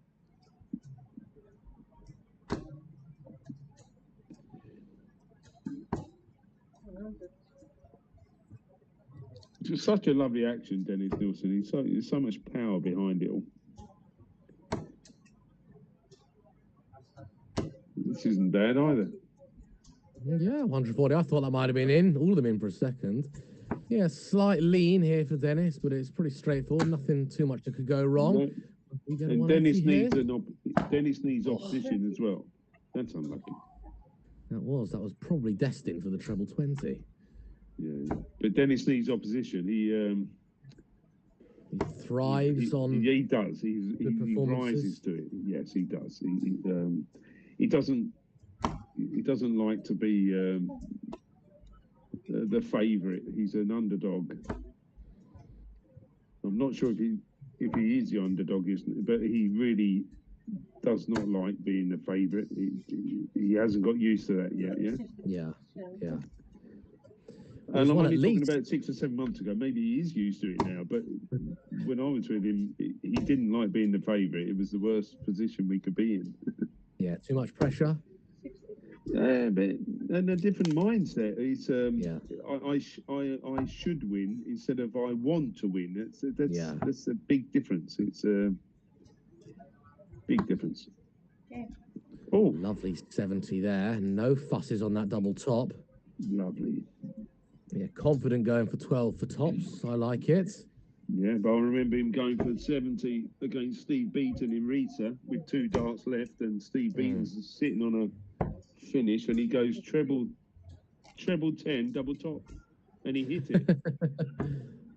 And I couldn't believe it. Very good. But that's what I do at home, he says. So. Well, Dennis Nilsson has won at least 10 legs on the spin. Yeah. At least. I'm wondering if it's... Did you have an eye on the semi, did you? Well, in as much as he won 6-0, I'm guessing he's won 6 on the spin. Of course he has, yeah. Now it's 3. 9 on the spin, even. 10. 11. He's won 11 legs on the spin. There you go. But I promise you, he would be not thinking that. He won't. Everything in front of him, he'll just take. And no, he's a menace, really. I just hope he realises how fantastic he is, really. Oh, I'm sure. Been around long enough. Been winning these events long enough. And he started quite late, to tell the truth. He's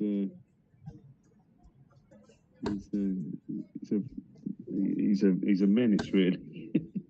Because when he's on song, he's on song.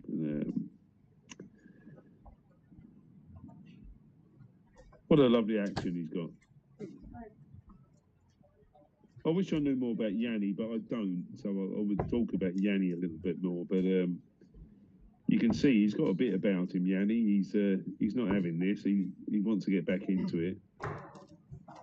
The way he's looking at Dennis in the back of his head and stuff like that, he's trying to build himself up to do something. But he's not going to beat this at the moment. But this looks like a good leg for him now.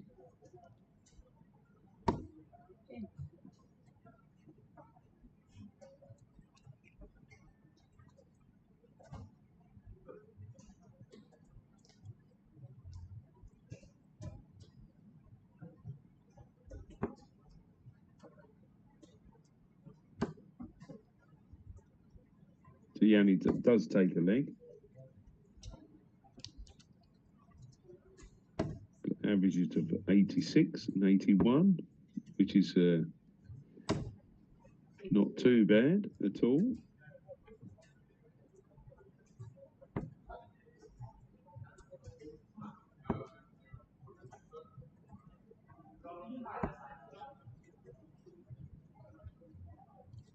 Could be looking at just a straight ton here,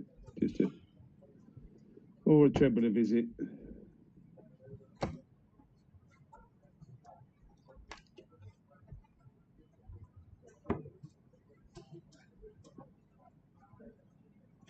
see that, but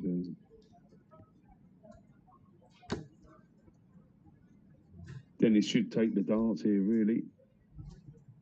Just go downstairs, Dennis, which he won't. No. 9 times out of 10, he'll hit a treble 20 in that situation, but not this time.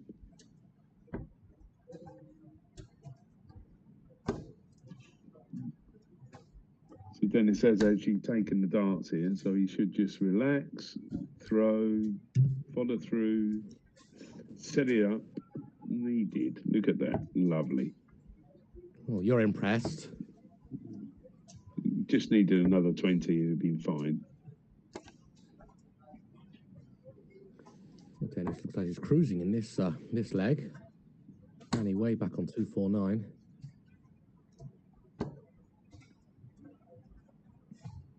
It should go straight under, straight down the barrel. No. And you can see the disgust.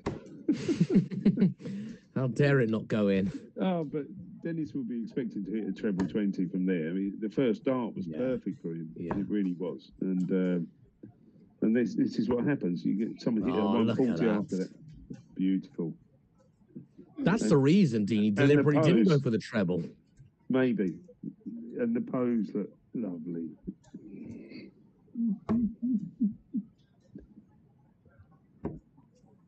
Bless his heart.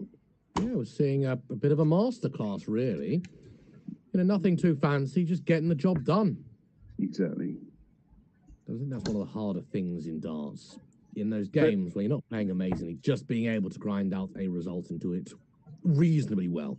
That's it. But an 85 average, and Dennis Nilsson is 85 to 90 all the time. I don't know whether you can call it A or B game. He has no B game. It is his game. It's just Dennis. We might as well call 85 to 90 Dennis.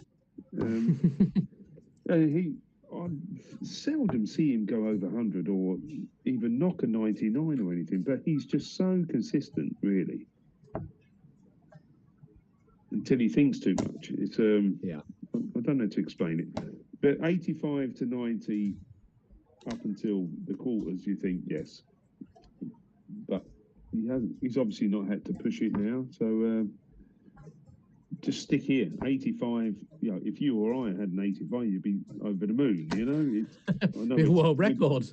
It would, but we were talking like we know the game. But 85 isn't a tournament winning average, really. But no. It's we saw Jeffrey de Graaf losing with a 93. I know. He's really had a... He hasn't won an event yet. He will. He'll win his fair share. Of course he will. He's a fantastic player. And the averages he produces are... It's just ridiculous that he can't get away with... Well, 1, 2... Or for a Cressman, 93. 20. Who, Yanni? Yeah, makes sense when your opponent's not on the Dennis finish. is on 250, yeah. Yeah. Of course it does. He didn't have to go for the double, though. He's actually set up with the 16. That's weird as well. But anyway. But if he gets it, it'll look like a genius move. Of course he will. And he'll get it first dart, probably. Well, those first 2 darts look like very good misses at double 4. Maybe it's a bit nervous, I don't know. Yeah, pressure can be applied here from Dennis. 100 would be good, more would be even better. Mm. Well, he's already got one of these with the first leg of the game, 130. He did. But Yanni, don't think he's going to miss 3 more. I mean, he might. Yeah. No, he doesn't. No.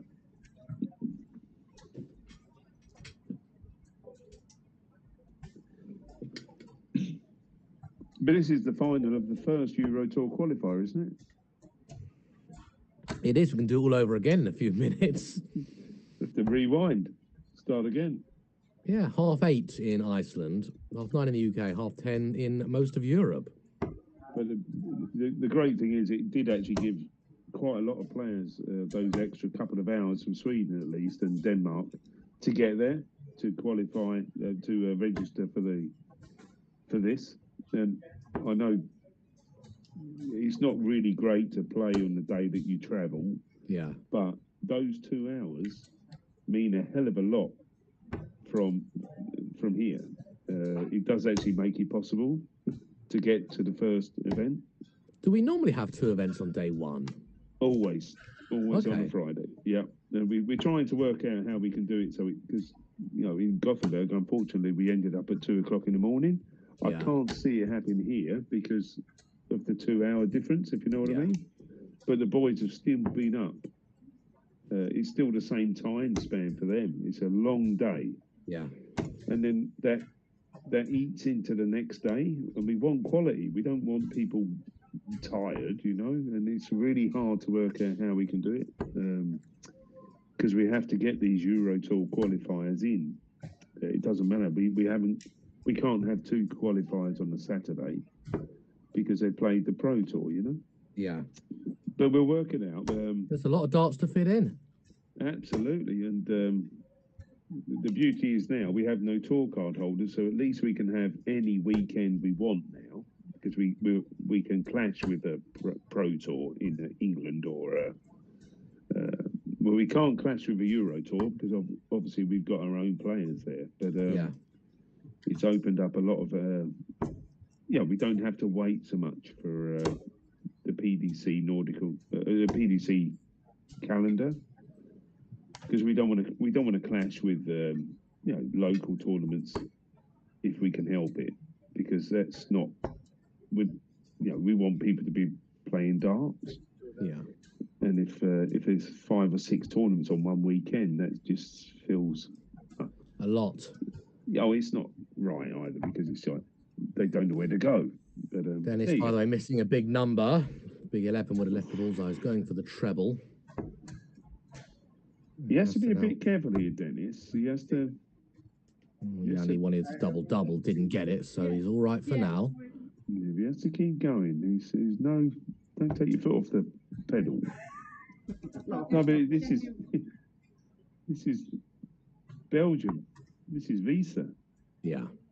This is £1,250 on your making sure you're going to be playing the good boy in the World Cup of Darts. No, but which is what they're all after at the moment. Yeah.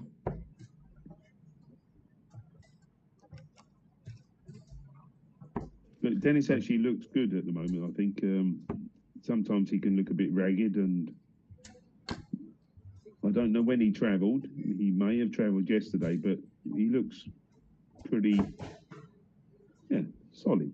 I, for one, am very much looking forward to the World Cup of Darts. Oh, Doubles all the way. I think that, and they've actually listened to people. I think that's the best way to go.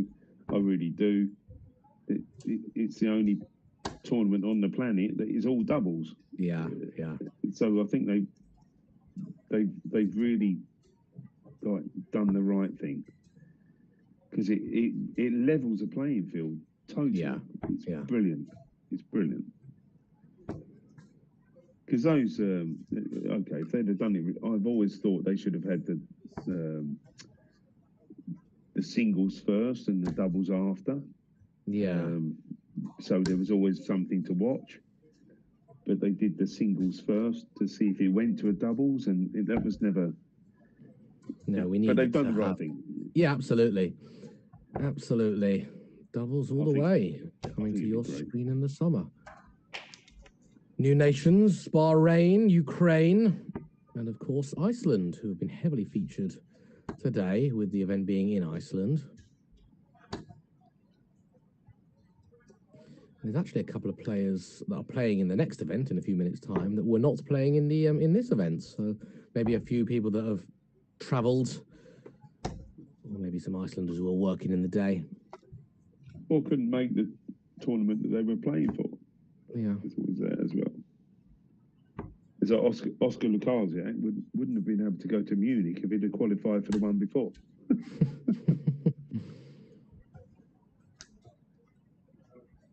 No, but it is lovely that Iceland have been recognised. Oh, Well, there we go. 1-1-2. They're banging out these ton plus finishes. Got to be careful here. Keskinakis is still hanging on just about. You'd still think Dennis is going to win. Big ask for Yanni. Needs 3 on the spin. Well, Yanni's still showing he has got it. Yeah, but Dennis has disappeared a little bit. He has to keep his foot on the pedal.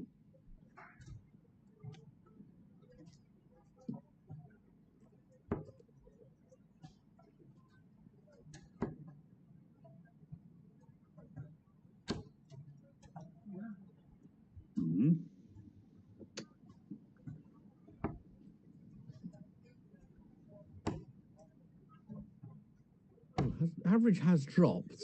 In fact, Yanni, I mean, it matters not, but Yanni, as you can see, is actually averaging slightly more than Dennis, especially after that 1-1-2 out. So Dennis's regulation 85 to 90. He dropped off six points in the last 2 legs. Luckily for him, he's in a very good position. Yeah. But we want to forget about that as he progresses through the next tournament. Lovely 1-7-7 there from Keskinakis.